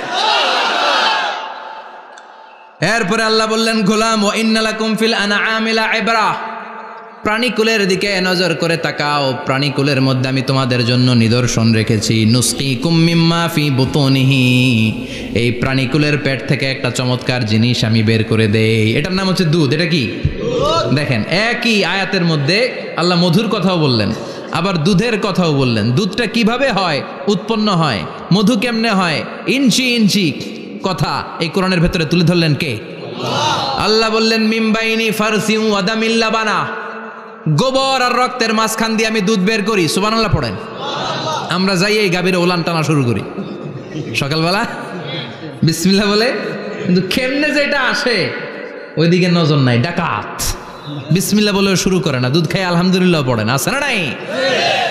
আল্লাহ বলেন মেকানিজমটা শোনো, কেমনে আমি খাওয়াই। আল্লাহ বললেন মিমবাইনি ফারসি ওয়া দামিল লাবানা, গোবর আর রক্তের মাঝখান দিয়ে আমি দুধ বের করে দেই, সুবহানাল্লাহ। গরু যে ঘাস খায়, এই ঘাস থেকে রক্ত হয় আর গরুর গোবর হয়। পেটের একদিকে থাকে গোবর, আরেক দিকে থাকে রক্ত। রক্ত দুর্গন্ধ, গোবরও দুর্গন্ধ। রক্তও নাপাক, গোবরও নাপাক। এই দুই নাপাক আর দুর্গন্ধের মাঝখান দিয়ে সুগন্ধযুক্ত দুধ বের করে দেয় কে? আল্লাহ বললেন মিমবাইনি ফারসি ওয়া দামিল লাবানা, গরু যে খাবারগুলো খায় ওই খাবারের এক পাশ দিয়ে গোবর হয়ে যায় আর এক পাশ দিয়ে রক্ত হয়ে যায়, মাঝখান দিয়ে দুধ বের করে দেয় কে? What a amazing mechanism of discharging milk from animal's body. What an amazing mechanism. একদিক দিয়ে গোবর দুর্গন্ধ, আরেক দিক দিয়ে ঘাস খাওয়ার কারণে রক্ত হয়, মাঝখান দিয়ে দুধ বের হয়ে যায়, সুবহানাল্লাহ। আবার বাছুর ছাড়া দুধ পাওয়া যায় না। গাভী আছে কার কার? হাত তোলেন তো। বাছুর ছাড়া দুধ পাওয়া যায়? শুধু গাভী, বাছুর নাই, দুধ আসবে? আবার এই যে বিশাল বড় ওলান 20 কেজি দুধ দেয় প্রতিদিন, এই ওলান কাটলে দুধ পাওয়া যায়? এক ফোঁটা দুধও ওলানটা কেটে টুকরা টুকরা করলে আপনি পাবেন না। এটা আলাদা মেকানিজম, এটা ভিতর থেকে একটা নির্যাস। বাছুর নিয়ে 2টা ঢু মারবেন, ওই নির্যাস দিয়ে দুধ বেরোতে থাকবে, গোবর আর রক্তের মাঝখান দিয়ে চিৎকার করে পড়েন আল্লাহু আকবার। এজন্য বিশ্বনবী বলতেন বেশি বেশি দুধ খাও। দুধ হলো সুষম খাদ্য। পৃথিবীতে আবিষ্কৃত যত খাবার আছে, দুধের চাইতে ভালো খাবার আছে নাকি? কথা কন। মানুষ পানি খেয়ে 3-4 দিন বাঁচে জানেন, আর পানির মধ্যে লবণ দিলে 7-8 দিন বাঁচতে পারবেন। আর দুধ পাইলে আজীবন বাঁচবেন আপনি। দুধ খেয়ে যদি হজম করতে পারেন, দুধ খেয়ে হজম করতে পারলে আজীবন বেঁচে যাবেন। সুষম খাদ্য। বিশ্বনবী যে রাতে মেরাজে যাবেন, সিদরাতুল মুনতাহা পার হওয়ার পরে বিশ্বনবীর পরীক্ষা শুরু হলো। বিশ্বনবীকে বুখারীর বর্ণনা 3টা গ্লাস দেয়া হলো। কাদাহ ফিহি লাবান, এক গ্লাসের মধ্যে দুধ ছিল। ওয়া কাদাহ ফিহি আসাল, আর এক গ্লাসের মধ্যে ছিল মধু। আর এক গ্লাসের মধ্যে ছিল মদ। কাদাহুন ফিহি খামার। বিশ্বনবীকে 3টা গ্লাস দিয়ে বলা হলো নবী চুজ করেন কোনটা নেবেন। এক গ্লাসে মধু, আর এক গ্লাসে দুধ, আর এক গ্লাসের মধ্যে বিশ্বনবীকে দেয়া হলো মদ। বিশ্বনবী বললেন যে এই গ্লাসের ভেতরে দুধ আছে, আমি ওই পেয়ালাটা নিলাম। সাইয়েদনা জিব্রাইল বললেন ইয়া রাসূলুল্লাহ আখাস্তাল ফিতরা, আপনি যেমন নিছেনও তেমন। সুবহানাল্লাহ কইবেন না? বিশ্বনবী দুধ খেতে পছন্দ করতেন। আর বিশ্বনবী বলতেন আলাইকুম বি আলবানিল বাকার, বেশি বেশি গরুর দুধ খাবা। ফাইন্নাহা তুরাম্মু মিনাল আশজার, কেননা এটা সবুজ লতা পাতা ঘাস পাতার নির্যাস। গরু কি খায়? ঘাস খায় না? এই ঘাসের নির্যাস হচ্ছে দুধ। বিশ্বনবী বলতেন বেশি বেশি দুধ খাবা। ফিহি শিফা, এর মধ্যে শিফা আছে। ফি লাবানিহা শিফা ও লুহমিহা দা, গরুর দুধে আছে শিফা, গরুর গোশতের মধ্যে আছে রোগ। সুবহানাল্লাহ কোন। কত বড় ফিলোসোফার বিশ্বনবী। বিশ্বনবী বলে গিয়েছেন গরুর দুধ বেশি খাও, কিন্তু গোশ বেশি খাইও না। আর আমরা গরুর গোশ পাইলে কোপায় ফেলাই। সাদা ভাত আর ঝাল গরুর মাংস যদি হয়, ওই যে অনেকের জিহ্বায় পানি চলে আসছে। সুবহানাল্লাহ কইবেন না? বিশ্বনবী বলতেন দুধ খাও, গোশ খাইও কম। গরুর গোশত কম খাবা, গরুর দুধ বেশি খাবা। সুস্থ রাখবে কে? আল্লাহ। আবার বিশ্বনবী মায়েদেরকে বলেছেন ও মায়েরা, সন্তান হওয়ার পরে 2 বছর দুধ খাওয়াবা। আল্লাহু আকবার। والوالدات يرضعن أولادهن حولين كاملين لمن أراد أن يتم الرضاعة। সন্তান যারা পেয়েছো মায়েরা বোনেরা, 2 বছর দুধ খাও, সন্তানকে সুস্থ রাখবে কে? আল্লাহ। বাচ্চা ডেলিভারির পরপরই আল্লাহ তাআলা মায়ের বুকে একটা দুধ দেয়, এটাকে বলে শাল দুধ। এটা হচ্ছে বাচ্চার জীবনের প্রথম প্রাকৃতিক টিকা।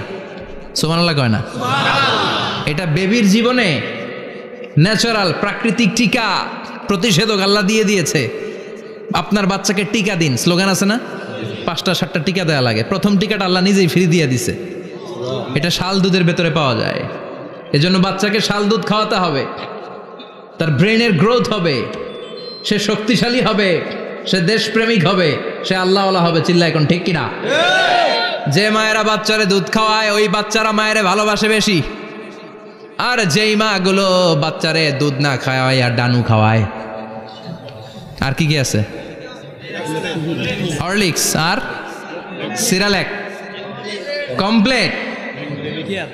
যারা এগুলো খাওয়াবে, ডানু খাওয়াবে, যারা ল্যাকটোজেন খাওয়ায়, যারা বুকের দুধ খাওয়াতে চায় না কোনো কারণ ছাড়া, 2 বছর বাচ্চারে দুধ দিতে চায় না, এই বাচ্চাগুলো বড় হলে ওই মারে বৃদ্ধাশ্রমে দিয়ে আসবে।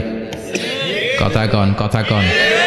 এজন্য মায়েরা, বোনেরা, সন্তান হলেই তাকে বুকের দুধ দিয়ে আল্লাহর পক্ষ থেকে যে টিকাটা, এই টিকাটা পেটের ভেতরে ঢুকায় দিতে হবে। চিল্লা এখন ঠিক কিনা? এটা হচ্ছে ন্যাচারাল টিকা। এজন্য আল্লাহ বললেন ইয়াসিন ওয়াল কোরআনিল হাকিম। ইয়াসিন, বিজ্ঞানময় কোরআনের শপথ। কোরআনের মধ্যে বিজ্ঞান আছে না নাই? অভাব নাই। কয়টা শুনবেন? আল্লাহ কসমোলজির কথা বলেছে, অ্যাস্ট্রোলজি কথা। কসমোলজি হচ্ছে সৃষ্টি তত্ত্ব। কসমোলজি কি? সবাই বলেন কসমোলজি কি? আল্লাহ বললেন আওয়ালাম ইয়ারাল্লাযীনা কাফারু আন্নাস সামাওয়াতি ওয়াল আরদা কানাতা রাতকান ফাফাতাকনাহুমা। কাফেররা কি দেখে না মহাবিশ্বের সব কিছু একসাথে মিলে ঝিলে ছিল, বিশাল এক বিস্ফোরণের মাধ্যমে আমি মহাবিশ্ব তৈরি করেছি। সুবহানাল্লাহ।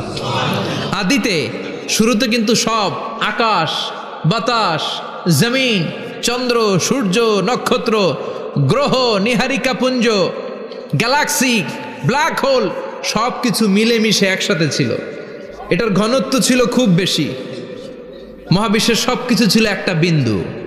এটাকে বিজ্ঞানীরা নাম দিয়েছে দ্য সিঙ্গুলারিটি, মহা একত্ব। এরপর একটা প্রচণ্ড বিস্ফোরণের মধ্য দিয়ে মহাবিশ্ব সৃষ্টি হয়েছে। এটার ওরা নাম দিয়েছে বিগ ব্যাং থিওরি। কি নাম? স্টিফেন হকিং মারা গেছে না গত বছর নাকি? হ্যাঁ, বছর খানিক আগে মারা গিয়েছে। সবচেয়ে বড় পদার্থবিজ্ঞানী ছিল। সে একটা বই লিখেছে, from the brief history of time, a brief history of time from big bang two black hole. সেখানে সে প্রমাণ করেছে কোরআনের এই আয়াত, কানাতা রাতকান, মহাবিশ্বের সব কিছু একটা বিন্দু ছিল। চাঁদ, সূর্য, গ্রহ, তারা সব কি ছিল? কথা বলেন, সবাই বলেন। একটা মাত্র বিন্দু ছিল। আল্লাহ বলেন, don't the disbeliever observe that the heavens and earth were joint together, then I separated with a gigantic sound explosion. সব একসাথে ছিল, চাঁদ, তারা, আকাশ, নদী, নালা সব একসাথে। তারপরে একটা বিকট বিস্ফোরণের মধ্য দিয়ে পৃথিবী হয়েছে, এ চাঁদ হয়েছে, চন্দ্র হয়েছে, সূর্য হয়েছে, মহাবিশ্বের সব কিছু এই মহাবিস্ফোরণের মধ্য দিয়ে হয়েছে। চিৎকার করে পড়েন আল্লাহু আকবার। এই যে ছোট্ট পৃথিবীতে আমরা বসে আছি, এই পৃথিবীর চেয়ে সূর্য 13 লক্ষ গুণ বড়। চিল্লায় পড়েন আল্লাহু আকবার। এটা কি বাড়ির কাছের কথা? 13 লক্ষ গুণ বড়, কল্পনা করা যায়? তার মানে কি সূর্যই সবচেয়ে বড়? না, সূর্যের চেয়ে অনেক বড় বড় তারা আছে। ব্যাটেলজিউস নামে একটা তারা আছে মহাকাশে, যেটা যে সূর্য পৃথিবীর চেয়ে 13 লক্ষ গুণ বড়। এই ব্যাটেলজিউস তারা সূর্যের চেয়ে 33 কোটি গুণ বড়। এই ব্যাটেলজিউস তারাটাই কি সবচেয়ে বড়? না, এর চেয়েও কত বড় তারা যা আছে কোনো হিসাব নাই। এরকম বিশাল বিশাল তারা ঘুরতে ঘুরতে মাওয়াকিউন নুজুম, ব্ল্যাক হোল নামে একটা রেঞ্জ আছে। এই রেঞ্জের মধ্যে যদি ঢুকে যায়, ছোট্ট বাচ্চার মুখে চকলেট দিলে বাচ্চা যেমনি চকলেট চুষে খেয়ে ফেলে, এই বিশাল বিশাল তারাগুলো ব্ল্যাক হোলের মধ্যে ঢুকলে এক মুহূর্তের মধ্যে নিঃশেষ হয়ে যায়। চিল্লায় পড়েন আল্লাহু আকবার। এজন্য আল্লাহ বললেন, ফালা উকসিমু বিমাওয়াকিউন নুজুম, এই তারকা নিঃশেষ হওয়ার যে জায়গাটা, এই জায়গার কসম আমি কোরআনের মধ্যে খেলাম। এই ব্ল্যাক হোলের রেঞ্জের ভেতরে তারা আসলে মুহূর্তের মধ্যে নিঃশেষ বানিয়ে দেয় কে? একটা তারার চেয়ে আরেকটা তারা বড়। এরকম হাজার কোটি তারা মিলে আমাদের গ্যালাক্সি। এই গ্যালাক্সির নাম হচ্ছে মিল্কি ওয়ে। কি নাম? আমাদের গ্যালাক্সির নাম কি? সবাই বলেন তো। Milky Way. কি নাম? এরকম একটা গ্যালাক্সি না, লক্ষ কোটি গ্যালাক্সি আছে। আমাদের গ্যালাক্সির পরে সবচেয়ে কাছের গ্যালাক্সির নাম অ্যান্ড্রোমেডা। কি নাম? এই অ্যান্ড্রোমেডা গ্যালাক্সি আমাদের গ্যালাক্সি থেকে 2.5 মিলিয়ন লাইট ইয়ার দূরে, মানে 25 লক্ষ লাইট ইয়ার। সুবহানাল্লাহ কইবেন না? আলোর গতি হচ্ছে পৃথিবীতে সবচেয়ে বেশি বর্তমান সময় পর্যন্ত, জানেন? সেকেন্ডে কত মাইল? 1,86,000 মাইল। 1 সেকেন্ডে আলো ছুটে 1,86,000 মাইল বেগে। এত বেগের কোনো প্লেন বা রকেট নিয়ে যদি আপনি আমাদের গ্যালাক্সি থেকে মিল্কি ওয়ে থেকে অ্যান্ড্রোমেডাতে যেতে চান, তাহলে আপনার 25 লক্ষ বছর লেগে যাবে। সুবহানাল্লাহ বাড়িতে যায় বললেন। এরপর আল্লাহ বললেন, ওয়াস-সামাআ বানাইনাহা বিআইদিন ওয়া ইন্না লামুসিউন, আকাশ আমি বানালাম, গ্যালাক্সি আমি বানালাম। বানানোর পর থেকে সবগুলোর আমি প্রশস্ত করতে শুরু করে দিলাম। সব ছিল ক্ষুদ্র, একটা বিন্দুর মধ্যে আমি বিস্ফোরণ করলাম একটা আওয়াজ দিয়ে। আওয়াজটা ছিল কুন। আওয়াজটা ছিল কি? জোরে কন, আবার কন। কুন ফায়া ইন্নামা আমরুহু ইযা আরাদা শাইআন আন ইয়াকুলা লাহু কুন ফায়াকুন। আল্লাহ যখন কিছু করতে চান শুধু বলেন কুন, শুধু বলেন বি। কুন মানে বি, ইট ওয়াজ, এটা হয়ে যায়। হাও বলতে দেরি। এই মহাবিস্ফোরণের নেপথ্যে যে শব্দটা ছিল সেটা ছিল কুন। সেটা ছিল কি? আল্লাহ কুন বলতে দেরি, মুহূর্তের মধ্যে বিগ ব্যাং, বিশাল এক্সপ্লোশন। তারপর থেকে মহাবিশ্ব ছড়াচ্ছে। আল্লাহ বলছেন এই কোরআনের ভেতরে বলে দিয়েছেন, ওয়া ইন্না লামুসিউন, আমি এই মহাবিশ্বকে, এই গোটা ইউনিভার্সকে আমি প্রতিনিয়ত সম্প্রসারিত করছি।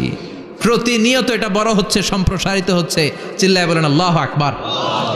আজ থেকে মাত্র 20 বছর আগে এটা তারা আবিষ্কার করেছে। এটা কোন সাল? 2019। 20 বছর পেছনে গেলে কত? 1998, তাই না? এই 1998 সালে তারা আবিষ্কার করেছে সুপারনোভা কসমোলজি প্রজেক্ট।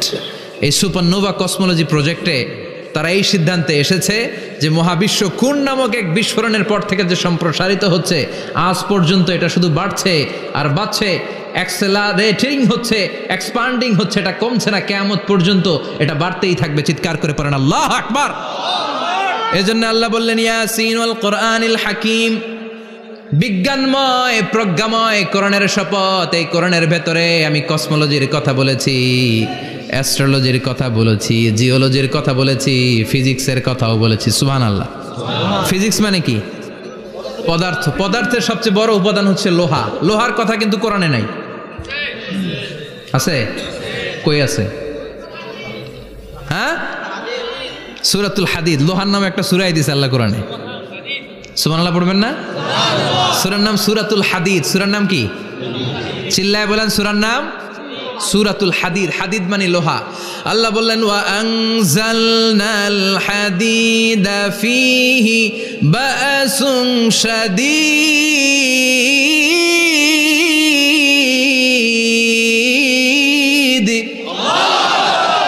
ওয়া আনজালনাল হাদিদ ফীহি বাসুন শাদীদ, আমি লোহা নাজিল করলাম আর লোহার ভেতরে আমি ভয়ঙ্কর শক্তি ঢুকাইয়া দিলাম। সুবহানাল্লাহ।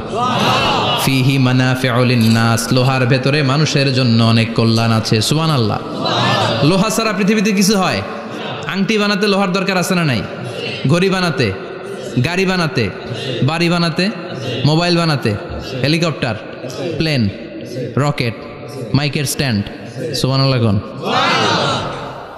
এমন কোন জিনিস নাই যেটার মধ্যে লোহা লাগে না। এজন্য আল্লাহ বললেন এই লোহার নামে আমি একটা সূরা ডেডিকেট করলাম, ওয়া আনজালনাল হাদিদ ফিহি বাসুন শাদীদ। আমি লোহাকে নাজিল করেছি। আল্লাহ বলেছেন, খেয়াল করে শব্দটা শুনেন, ওয়া আনজালনাল হাদিদ, আমি লোহাকে উপর থেকে নাজিল করেছি। কি করেছি? কথা বলেন। তার মানে লোহা পৃথিবীতে ছিল না, নাজিল করছে কে? লোহা পৃথিবীতে ছিল? পৃথিবীতে ছিল? পৃথিবীতে থাকলে নাজিল করবেন কেন? এই যে কোরআনটা পৃথিবীতে আগে ছিল, নাজিল করছে কে? কোন ফেরেশতাকে দিয়ে? সাইয়েদনা জিবরাইল। কোন নবীর উপর? বিশ্বনবী মুহাম্মদুর রাসূলুল্লাহ। আল্লাহু আকবার। তার মানে ওহী পৃথিবীতে ছিল না, আল্লাহ উপর থেকে নাজিল করেছেন। নুজুল মানে উপর থেকে নিচের দিকে আসা। এই নুজুল শব্দ ব্যবহার করে আল্লাহ বললেন ওয়া আনজালনাল হাদিদ, লোহাকে আমি নাজিল করেছি। তার মানে লোহা পৃথিবীর উপাদান নয়, লোহা এসেছে উপর থেকে। কোন সুবহানাল্লাহ। বিজ্ঞানীরা, পদার্থবিদ যারা গবেষণা করে এটাই পেয়েছেন, লোহা আসলে পৃথিবীর না। লোহা পৃথিবীতে উৎপাদন করা হয় নাই। লোহার যে মলিকিউল, অণু আছে, লোহার একটা অণু তৈরি করার মতো ক্ষমতা পৃথিবীর নাই। ইভেন এই সৌরজগতের কোনো কিছুর নাই। সূর্যের তাপেও লোহা তৈরি হতে পারে। লোহার ছোট্ট একটা অণু তৈরি করতে কমপক্ষে 1 কোটি ডিগ্রি সেলসিয়াস তাপের প্রয়োজন হয়। তার মানে এটা পৃথিবীর কোনো উপাদান নয়, এটা আনজালনাল হাদিদ। আল্লাহ বলেন মহাবিস্ফোরণের কারণে গলিত অন্য কোনো তারার ভেতর থেকে লোহার উপাদান আমি পৃথিবীর ভেতরে এনে ঢুকিয়ে দিয়েছি। তার মানে পদার্থের কথা কোরআনে আছে না নাই? সুবহানাল্লাহ কইবেন না? এরপরে বায়োলজির কথা আছে না নাই? বায়োলজিক্যাল অ্যাসপেক্ট অফ মাউন্টেন্স, কেমন করে পাহাড়ি রেঞ্জ তৈরি হলো, আছে না নাই? ওয়াজআলনাল জিবালা আওতাদা, পাহাড়কে আমি পেরেক মেরে দিয়েছি। অমিয়া কাঠের ভেতরে যখন পেরেক মারেন, পেরেকের বেশিরভাগ অংশ কাঠের ভেতরে ঢুকে যায়, উপরে দেখা যায় সামান্য, ঠিক কিনা?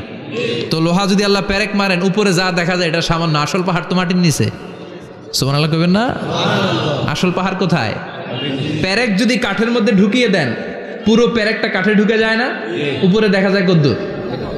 সামান্য।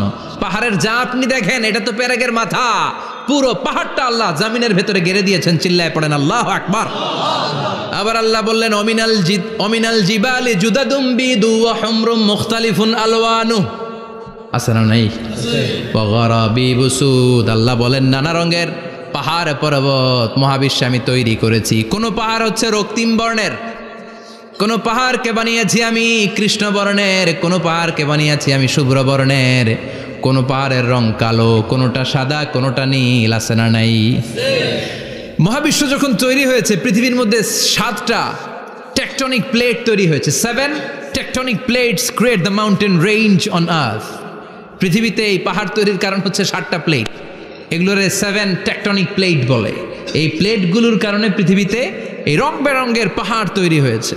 কত রঙের যে পাহাড় আছে, আরব বিশ্বে পাথরের পাহাড়, বাংলাদেশে মাটির পাহাড়, ব্রুনাই, সিঙ্গাপুর, ইন্দোনেশিয়াতে যদি যান আরেক ধরনের পাহাড়। চায়নার একটা শহর আছে গানজু সিটি, কি নাম? এই গানজু সিটিতে একটা পাহাড় আছে রেইনবো মাউন্টেন। ওখানে 7 রঙের পাহাড় পাওয়া যায় এক জায়গায়। সুবহানাল্লাহ কইবেন না? রেইনবো মানে কি? রংধনু। রংধনুর কয় রং? কথা কন। ছোটবেলা আমরা মুখস্থ রাখতাম বেনিয়া সহকলা, বেতে বেগুনি, নিতে নীল, হাতে আসমানি, শতে সাদা, হতে হলুদ, কতে কালো, লাতে লাল। সুবহানাল্লাহ নাই? মনে রাখার কি অসাধারণ পদ্ধতি। তো এই রেইনবো মাউন্টেন, রংধনুর 7 রঙের পাহাড় এক জায়গায় পাওয়া যায়। এখানে সাদা পাহাড়, এখানে সবুজ পাহাড়, এখানে নীল পাহাড়, ওখানে লাল পাহাড়, এখানে কালো পাহাড়। এই চায়নার গানজু সিটিতে আল্লাহ তাআলা 7 রঙের পাহাড় এক জায়গায় রেখেছেন। চিৎকার করে বলেন আল্লাহু আকবার। তার মানে বায়োলজির কথাও কোরআনের ভেতরে আছে না নাই? এরপর আল্লাহ বললেন কেমন করে আকাশ থেকে আমি পানি নাজিল করে, এটাও কোরআনে আছে না নাই? আমরা ছোটবেলা পড়েছি ওয়াটার সাইকেল, হাইড্রোলজিক্যাল সাইকেল, কেমন করে সূর্যের তীব্রতাপ সাগর থেকে পানিকে জলীয় বাষ্প করে উপসে নেয়, উপরে নিয়ে সেটাকে পুঞ্জীভূত করে দেয়, ঘনীভূত করে দেয়, মেঘ হয়ে যায়, সেখান থেকে ঝিরিঝিরি ঝিরিঝিরি বৃষ্টি পড়ে, আছে না নাই? আর ওই বৃষ্টির গান আমরা গাই, এই বৃষ্টি ভেজা রাতে তুমি চলে যেও না। ওই বৃষ্টি পেয়ে আল্লাহর কাছে দোয়া করে না? বিশ্বনবী বলেন রহমতের বৃষ্টির নিচে দাঁড়িয়ে কেউ যদি হাত তুলে দোয়া করে, ওই দোয়া কবুল করে কে? আল্লাহ। আবার আকাশের মধ্যে মেঘের ঘনঘটা দেখলে বিশ্বনবী পেরেশান হয়ে যেতেন, হয়রান হয়ে যেতেন, আর আল্লাহর কাছে বলতেন আল্লাহ এই মেঘ দিয়ে তুমি আমাদেরকে আযাব দিও না, তুমি আমাদেরকে গজব দিও না, তুমি আমাদেরকে শেষ করে দিও না, এই মেঘ থেকে তুমি আমাদেরকে রহমতের বৃষ্টি দাও। পড়ে না আমিন। বৃষ্টি দেখলে বিষ্ণু বলতেন আল্লাহুম্মা সাইয়িবান নাফিআ ইয়া গাউসু আগিসনা গাউসান মুগীসান মারিআন মারিআন নাফিআন গায়রা দার আজিলান গায়রা আজিল। হে আল্লাহ এই বৃষ্টি থেকে তুমি ঠান্ডা রহমতের পানি দাও। কি দাও? আল্লাহ মেঘে দে পানি দে, ছায়া দে রে তুহু, আল্লাহ মেঘে দে। পড়েন পড়েন, আল্লাহ মেঘে দে পানি দে, ছায়া দে রে তুহু, আল্লাহ মেঘে দে। এই ওয়াটার সাইকেলের কথা আল্লাহ বলেছেন। আলম তারা আন্নাল্লাহ ইউসজি সাহাবান। কাফের নাস্তিক যেগুলো সমাজের আবর্জনা খড়কুটা, ওরা কি দেখে না কেমন করে আমি বাতাসকে জলীয় বাষ্প করে আকাশে তুলি, বায়ুমণ্ডলে নিয়ে যাই, সুম্মা ইউআল্লিফু বাইনাহুম, জলীয় বাষ্পগুলারে তখন আমি ঘনীভূত করি, সুম্মা ইয়াজআলুহু রুকামান, এরপরে আমি মেঘে পরিণত করি, ফাতারাল ওয়াদকা ইয়াখরুজু মিন খিলালিহি, তারপর মেঘের ভেতর থেকে ঝিরিঝিরি ঝিরিঝিরি বৃষ্টি নাজিল করে কে? আবার আল্লাহ বললেন পানি থেকে আমি পৃথিবীর সব প্রাণগুলারে বানালাম, ওয়াজআলনা মিনাল মাই কুল্লা শাইইন হাইয়া ফালা ইয়াকিলুন, পানির ভেতর থেকে সব প্রাণের উৎপত্তি পৃথিবীর মধ্যে ঘটিয়ে দিয়েছে কে? বিজ্ঞানীরা স্বীকার করেছে পৃথিবীতে যত প্রাণ পাওয়া যায়, যত প্রাণের ব্লুপ্রিন্ট পাওয়া যায়, সব এসেছে পানি থেকে। চিৎকার করে বলেন কোত্থেকে? পানি নাই তো প্রাণ নাই, পানিও আছে প্রাণও আছে। কোন সুবহানাল্লাহ। বিজ্ঞানীদের ধারণা, তারা ধারণা করে বলেছে পৃথিবীর প্রথম প্রাণের নাম হচ্ছে অ্যামিবা। কি নাম? ওরা বলেছে এটা এককোষী জীব, it's a very small unicellular organism found ever in the world. পৃথিবীতে পাওয়া প্রথম এককোষী প্রাণীর নাম হচ্ছে অ্যামিবা। এটা এসেছে শৈবালের মতো, এরপরে জুপ্লাংটন, ফাইটোপ্লাংটন, ব্যাকটেরিও প্লাংটন, একটার পর একটা স্পিসিজ প্রজাতি পৃথিবীতে ডেভেলপ করেছে। কোন সুবহানাল্লাহ। এই পানির কথা কোরআনের ভেতরে বলে দিল কে? এই জন্য আল্লাহ বললেন ওয়াল কোরআনিল হাকিম, বিজ্ঞানময় কোরআনের শপথ।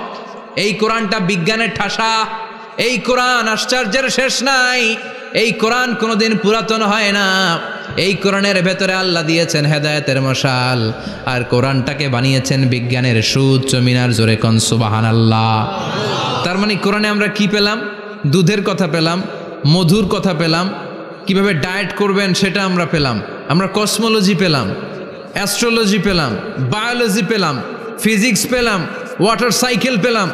এবার পাতালপুরীর কথার দরকার আছে না নাই?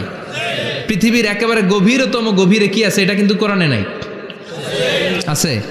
পৃথিবীর মাঝখানে যে উত্তপ্ত লাভা আর আগুন, এটা আপনারা জানেন? পৃথিবীর উপর দিয়ে আমরা ঠান্ডা পৃথিবীতে ঘুরে বেড়াই, কিন্তু এর ভিতরে কিন্তু আগুন, লাভা।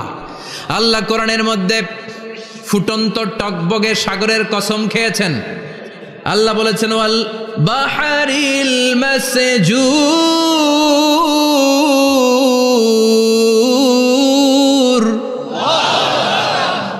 কোরআনের ভেতরে ফুটন্ত টকবগে সাগরের পানির কসম খেলাম, পড়েন সুবহানাল্লাহ। সাগরের পানির ফুটন্ত টকবগে সাগরের পানির কসম। সাগরের পানি আবার ফুটন্ত হয় কি করে? পানি কি হয়? ঠান্ডা। পানি কি? কথা বলেন। আল্লাহ পৃথিবীর ভেতরকার কথা চিন্তা করে বলেছেন, ওয়াল বাহরিল মাসজুর। ইউনাইটেড স্টেটস অফ আমেরিকার নেভাল একাডেমির সায়েন্টিস্টরা এই আয়াতের উপর রিসার্চ করেছে যে সাগরের ভেতরে আবার এই ঠান্ডা পানির ভেতরে আবার উত্তপ্ত আগুনের লাভা আসলো কোত্থেকে। রিসার্চ করার জন্য তারা সাগরের ভেতরে পাইপ ঢুকিয়েছে। পাইপ ঢুকাতে ঢুকাতে অনেকগুলো লেয়ার তারা পার করেছে। রূপান্তর শিলার স্তর, পাললিক শিলার স্তর, আগ্নেয়গিরির শিলার স্তর, মার্বেল পাথরের অনেকগুলো শিলার স্তর পেরিয়ে যাওয়ার পরে তারা পাইপ ঢুকানোর পরে দেখতে পেয়েছে পাইপগুলো গলে যায়। পাইপগুলো কি হয়? তার মানে ভিতরে কি আছে? গত কয়েক মাস আগে জাপানে কিছু জিওলজিস্ট, ভূতত্ত্ববিদ, তারা গবেষণা করে পৃথিবীর এক মাথা থেকে আরেক মাথায় যেতে চাচ্ছে, মানে প্রতিপাদ স্থান। বাংলাদেশের এখান থেকে ছিদ্র করলে আপনি দক্ষিণ আমেরিকার চিলির সান্টিয়াগোতে যেয়ে উঠবেন। কথা বুঝতে পেরেছেন? তার মানে বাংলাদেশের প্রতিপাদ স্থান হচ্ছে দক্ষিণ সাউথ আমেরিকার চিলির সান্টিয়াগো। আবার ইন্ডিয়া থেকে ছিদ্র করতে করতে পৃথিবীর আরেক মাথা দিয়ে উঠবেন। সুবহানাল্লাহ বলেন। এটা তারা শুরু করেছে কিন্তু এখনো সফল হয় নাই। ইউএস এর নেভাল একাডেমির সায়েন্টিস্টরা পাইপ ঢুকাতে ঢুকাতে দেখে একটা পর্যায় শেষে পাইপ আর ঢুকানো যায় না। পাইপগুলো পৃথিবীর ভেতরে যেতে যেতে গলে গলে পানি হয়ে যায়। সুবহানাল্লাহ কইবেন না? এই রিসার্চ প্রজেক্টের যিনি চিফ, উনি বললেন, bring the water proof pipe from America. America থেকে ওয়াটার প্রুফ পাইপ নিয়ে আস। আমার এমন পাইপ লাগবে গবেষণা করার জন্য যে পাইপ আগুনে জ্বলে না। ওয়াটার প্রুফের মধ্যে আগুন লাগালে আগুন ধরবে? বুলেট প্রুফে বুলেট মারলে বুলেট ঢুকবে? মাননীয় প্রধানমন্ত্রী শেখ হাসিনা যে গাড়িতে করে চড়ে, এটা বুলেট প্রুফ কার? গুলি মারলে ঢুকবে? আবার গুলি মারতে যায় না, 14 গোষ্ঠী উদ্ধার করে ছাড়বে আপনার, খবরদার। তো আমেরিকা থেকে ফায়ার প্রুফের পাইপ নিয়ে আসা হলো। নেভাল একাডেমির চিফ সায়েন্টিস্ট পাইপ ঢুকাতে আরম্ভ করলেন। ঢুকাতে ঢুকাতে পৃথিবীতে কিন্তু অনেকগুলো স্তর আছে। এই যে বালু মাটি, সব কিন্তু বালু মাটি নয়। আপনি খুঁড়তে খুঁড়তে পেয়ে যাবেন পাললিক শিলা, এরপরে রূপান্তরিত শিলা, এরপরে মার্বেল পাথরের শিলা, এরপরে শুরু হবে গরম আগ্নেয়গিরির শিলা। ওই শিলার ভেতরে এমন আগুন আল্লাহ রেখেছে, ওই নেভাল একাডেমির সায়েন্টিস্টরা ফায়ার প্রুফের পাইপ ঢুকাতে ঢুকাতে একটা লেভেল যাওয়ার পরে দেখে যে ফায়ার প্রুফের পাইপও গলে গলে মুহূর্তে পানি হয়ে যায়। তার মানে ভেতরে এমন আগুন আল্লাহ রেখেছে, ওই আগুনের তুলনায় পৃথিবীর আগুনের মতো নয়। ওই আগুনটাই জাহান্নামের আগুন। আবার বিজ্ঞানীরা গবেষণা করে ওই আগুনের মধ্যে মানুষের চিৎকার শুনেছে। এজন্য হাদিসে এসেছে, আল্লাহর ওলিরা, মুমিন বান্দারা মারা গেলে তাদের রূহগুলো আকাশে চলে যায়, ইল্লিনে চলে যায়। আর কাফের মুশরিক আর নাস্তিকগুলো মারা গেলে তাদের আত্মাগুলো পৃথিবীর মাঝখানে সিজ্জিনে চলে যায়। ওই সিজ্জিনের ভেতরে আগুন আছে না নাই? চিল্লায় বলেন। তার মানে পাতালপুরীর কথাও আছে, সাগরের কথাও আছে, আকাশের কথাও আছে। কেমন করে দুনিয়াতে আমরা আসলাম সেটাও আছে। এমব্রয়োলজি, ভ্রূণ তত্ত্বের কথা কোরআনে আছে না নাই? পৃথিবীতে আল্লাহ কয়েক সিস্টেমে মানুষ বানালেন। সৈয়দনা আদমকে বানালেন, মাও নাই বাবাও নাই। সৈয়দনা আদম আলাইহিস সালামের বাবার নাম কি? মায়ের নাম কি? মাও নাই বাবাও নাই। আবার সৈয়দনা ঈসা আলাইহিস সালামকে আল্লাহ তৈরি করলেন, শুধু মা আছে বাবা নাই। আবার আমাদের সবাইকে আল্লাহ বানালেন, মাও আছে বাবাও আছে, ঠিক কিনা? এরপরে ছোট্ট এক ফোঁটা নাপাক থেকে আল্লাহ আমাদেরকে বানালেন। এই এক ফোঁটা বীর্যের মধ্যে যে প্রাণ আছে, এটা দুজন বিজ্ঞানী আবিষ্কার করেছে। লিয়েন হুক মাইক্রোস্কোপ যন্ত্র দিয়ে তারা বীর্যের মধ্যে, স্পার্ম ড্রপের মধ্যে গবেষণা করে পেয়েছে যে ওখানে কি যেন নড়ে। ওই এক ফোঁটা ড্রপের মধ্যে কি যেন নড়ে। সেখান থেকে ওরা আবিষ্কার করেছে এই স্পার্মের ভেতরে, শুক্রাণুর ভেতরে প্রাণের অস্তিত্ব আছে। এক ফোঁটা স্পার্মে, এক ফোঁটা বীর্যের মধ্যে 20 কোটি যদি শুক্রাণু না থাকে, ওই স্পার্ম থেকে আল্লাহ বেবি দেয় না, সন্তান দেয় না। সুবহানাল্লাহ কোন? এজন্য আল্লাহ বললেন, হাল আতা আলাল ইনসানি হিনুম মিনাদ দাহরি লাম ইয়াকুন শাইআম মাযকুরা। ও মানুষ, কেন এত অহংকার করো? নজর করে তোমার জীবনের শুরুটার দিকে একটু তাকাও। কি ঝিলা তুমি? এক ফোঁটা নাপাক পানি, একটা স্পার্ম ড্রপ থেকে এসেছো। ইয়াখরুজু মিন বাইনিস সুলবি ওয়াত তারায়েব, বাবার পৃষ্ঠদেশ থেকে মায়ের গর্ভদেশের মধ্যে তোমাকে নিয়ে গেল কে? সেখান থেকে ফি যুলুমাতিন সালাস, 3টা প্যাকেট দিয়ে মায়ের পেটের মধ্যে তোমাকে প্রিজার্ভ করলো কে? আল্লাহ প্রত্যেকটা স্টেজ কোরআনে বলে দিয়েছেন। ফি যুলুমাতিন সালাস, 3টা অন্ধকার প্রকোষ্ঠে আল্লাহ আমাদেরকে প্রিজার্ভ করেছেন। মায়ের ফুলের একটা প্যাকেট, মায়ের জরায়ুর একটা প্যাকেট, আবার মায়ের পেটের একটা প্যাকেট। ওই প্যাকেটের ভিতরে পৃথিবীর কোনো কবিরাজের কবিরাজি কাজে লাগছে? ডাক্তারের ডাক্তারি? কোন কবিরাজ আম করে খাওয়াইছে? চিল্লায় বলেন তিনি কে? এরপর আল্লাহ বললেন ফি যুলুমাতিন সালাস, ওইটা অন্ধকার ছিল। যেই টেম্পারেচারে রাখলে তুমি সুস্থ থাকবা, যেই টেম্পারেচারে রাখলে তুমি আস্তে আস্তে বড় হতে পারবা, সেখানে আমি রাখলাম। সেখান থেকে আমরা হয়ে গেলাম জিমেট, সেখান থেকে জাইগট, তারপরে ইমব্রয়ো, তারপরে ফেইটাস, ল্যাটার স্টেজ। প্রথমে ছিলাম ইনিশিয়াল স্টেজ, তারপরে ল্যাটার স্টেজ, আমরা বড় হতে লাগলাম। আল্লাহ আমাদেরকে হার্ট দিলেন, সিস্টনিক ডায়াস্টনিক, অলিন্দ নিলয় শুরু হয়ে গেল। রুহুর ফুৎকার আমাদের হৃদয়ে ভরে দিল কে? আল্লাহ আমাদেরকে স্কেলিটন দিলেন, কঙ্কাল, স্পাইনাল কর্ড দিলেন, আমাদের স্কাল দিলেন, মাথার খুলি দিলেন, লাঞ্চ দিলেন, ফুসফুস দিলেন, গল ব্লাডার দিলেন। যেখানে যেটা ঠিক যেমন ভাবে দেয়া দরকার মায়ের পেটে থাকতেই সেটা দিয়ে দিয়েছে কে? আল্লাহ।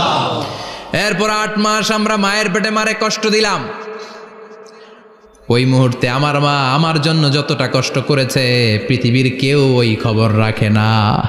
জোরে কোন ঠিক কিনা? বোঝা হয়ে গিয়েছিলাম, একটা বস্তা। আমরা প্রত্যেকে মায়ের পেটে ছিলাম একটা কি এই বস্তা নিয়ে আমার মা খেতে যেত, ঘুমাতে যেত। এই বস্তাটা পেটে করে আমার মা রান্নাঘরে রান্না করত, একদিনও রান্না বন্ধ হয় নাই। এই বস্তাটা নিয়ে আমার মা টয়লেটে যেয়ে বসতে পারতো না। 8 মাস এরকম কষ্ট করেছে। এজন্য মায়ের মনে কষ্ট দিলে আল্লাহর আরশ কেঁপে যায়। মায়ের কাছ থেকে দোয়া নেওয়ার দরকার আছে না নাই? মায়ের মনে কষ্ট দিবেন? মায়ের সাথে বেয়াদবি করবা কেউ? মায়ের থেকে দোয়া নেওয়ার দরকার আছে না নাই? মা যার নাই সে জানে মা না থাকার কি জ্বালা। চিল্লা এখন ঠিক কিনা? যখন রাত্রি নিঝুম, এই চোখে ঘুম, একলা শূন্য ঘরে, তোমায় মনে পড়ে মাগো, তোমায় মনে পড়ে। যখন রাত্রি নিঝুম, এই চোখে ঘুম, একলা শূন্য ঘরে, তোমায় মনে পড়ে মাগো, তোমায় মনে পড়ে। ঠিক কিনা? এজন্য মায়ের জন্য দোয়া করার দরকার আছে না নাই? আল্লাহ বললেন 8 মাস 9 মাস মায়ের পেটের ভেতরে ছিলা, তারপরে দুনিয়ার বুকে তোমারে আনলো কে? ছোট্ট নাপাক ছিলাম, এই ছোট্ট এক ফোঁটা পানি থেকে আমাদেরকে বড় করছে কে? আল্লাহ। তার মানে এমব্রয়োলজি, ভ্রূণ তত্ত্বের কথা কোরআনের ভেতরে আছে না নাই? সে আল্লাহ বললেন ইয়াসিন ওয়াল কোরআনিল হাকিম ইন্নাকা লামিনাল মুরসালিন আলা সিরাতিম মুস্তাকিম। সুবহানাল্লাহ পড়েন। আল্লাহ বললেন ইয়াসিন, এরপরে বললেন আল কোরআনিল হাকিম, প্রজ্ঞাময় কোরআনের শপথ। বিশাল একটা শপথ কেটে আল্লাহ বললেন ইন্নাকা লামিনাল মুরসালিন আলা সিরাতিম মুস্তাকিম। ইন্নাকা লামিনাল মুরসালিন, অবশ্যই অবশ্যই নবী হে আপনি রাসূলদের অন্তর্ভুক্ত। চিল্লা এখন সুবহানাল্লাহ। তিনি যে রাসূল এটার সার্টিফিকেট এই আয়াতে দিয়েছে কে? এরপর আল্লাহ বললেন আলা সিরাতিম মুস্তাকিম, ও নবী আপনি সিরাতুল মুস্তাকিমের উপর আছেন। যেই দোয়াটা প্রতিটা নামাজের মধ্যে প্রতিদিন প্রত্যেক রাকাতে সূরা ফাতিহাতে আমরা পড়ি, ইহদিনাস সিরাতাল মুস্তাকিম। ও Allah, show us the right path, show us the correct path. আপনি আমাদেরকে সোজা পথ দেখান। আল্লাহ এখানে সার্টিফিকেট দিলেন, নবী গো লক্ষাধিক পয়গম্বর যে আমি পেয়েছি তাদের শ্রেষ্ঠতম রাসূল করে আমি আপনাকে প্রেরণ করেছি, আর হেদায়েতের সুউচ্চ মশাল দিয়ে আমি আপনাকে সিরাতুল মুস্তাকিমের উপর রেখেছি। চিল্লায় পড়েন আল্লাহু আকবার। এই জন্য বিজ্ঞানময় কোরআনের সাথে নিজেদের সম্পর্ক বাড়ানোর দরকার আছে না নাই? কোরআন পড়লে দুনিয়া এবং আখিরাতে মর্যাদা বাড়ায় দিবে কে? কোরআনের আইন দিয়ে সমাজটারে সাজানোর দরকার আছে না নাই? কোরআন দিয়ে আমাদের সমাজটা সমৃদ্ধ হোক আমরা চাই কি চাই না? কোরআন দিয়ে আমার সংসদ ভবন চলুক, আমার 300 জন মেম্বার অফ দ্য পার্লামেন্ট কোরআনের আয়াত দিয়ে সংসদে কথা বলুক আমরা চাই কি চাই না? আমাদের মিলিটারিগুলো কোরআনের আওতায় চলুক, আমাদের দেশটা কোরআন দিয়ে চলুক। আমার লাল সবুজের পতাকা সংসদ ভবনের এক পাশে, আর কালিমার লা ইলাহা ইল্লাল্লাহর পতাকা আরেক পাশে পতপত করে উড়বে, আমরা চাই কি চাই না? সেজন্য কোরআনের সাথে আমাদের সম্পর্ক বাড়াতে হবে, নিজে কোরআন পড়তে হবে, কোরআন বুঝতে হবে, কোরআনের উপর আমল করতে হবে। রাজি আছেন তো? এটাই হচ্ছে সূরাতুল ইয়াসিনের শিক্ষা। আল্লাহ আমাদের সবাইকে কথাগুলো বুঝার ও আমল করার তৌফিক দান করুক। আমরা পড়ি আমিন। আরো জোরে পড়েন আমিন। যতগুলো কথা বললাম কোরআন থেকে আলোকিত করার জন্য আল্লাহ তাআলা যে মেসেজগুলো আমাদেরকে কোরআনের ভেতরে দিয়েছে, এই মেসেজ থেকে আমরা যেন নিজেদেরকে, সমাজকে আলোকিত করতে পারি। আল্লাহ তুমি তৌফিক দাও। আরো জোরে পড়েন আমিন। সুবহানাকাল্লাহুম্মা বিহামদিকা আশহাদু আল্লা ইলাহা ইল্লা আনতা আস্তাগফিরুকা ওয়া আতুবু ইলাইক।